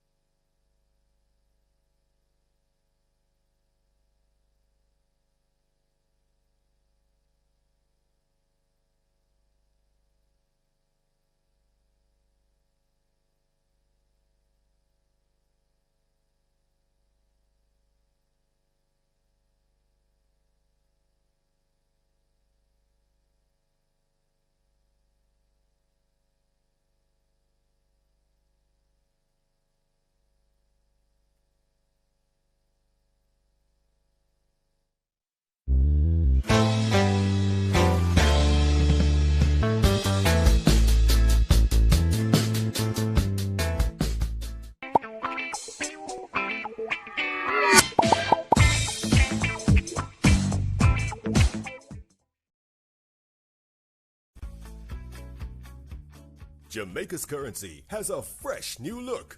Introducing the new $50 note.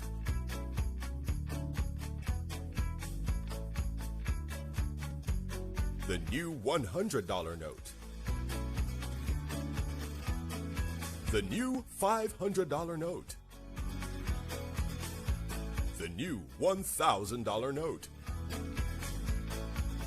The new $2,000 note.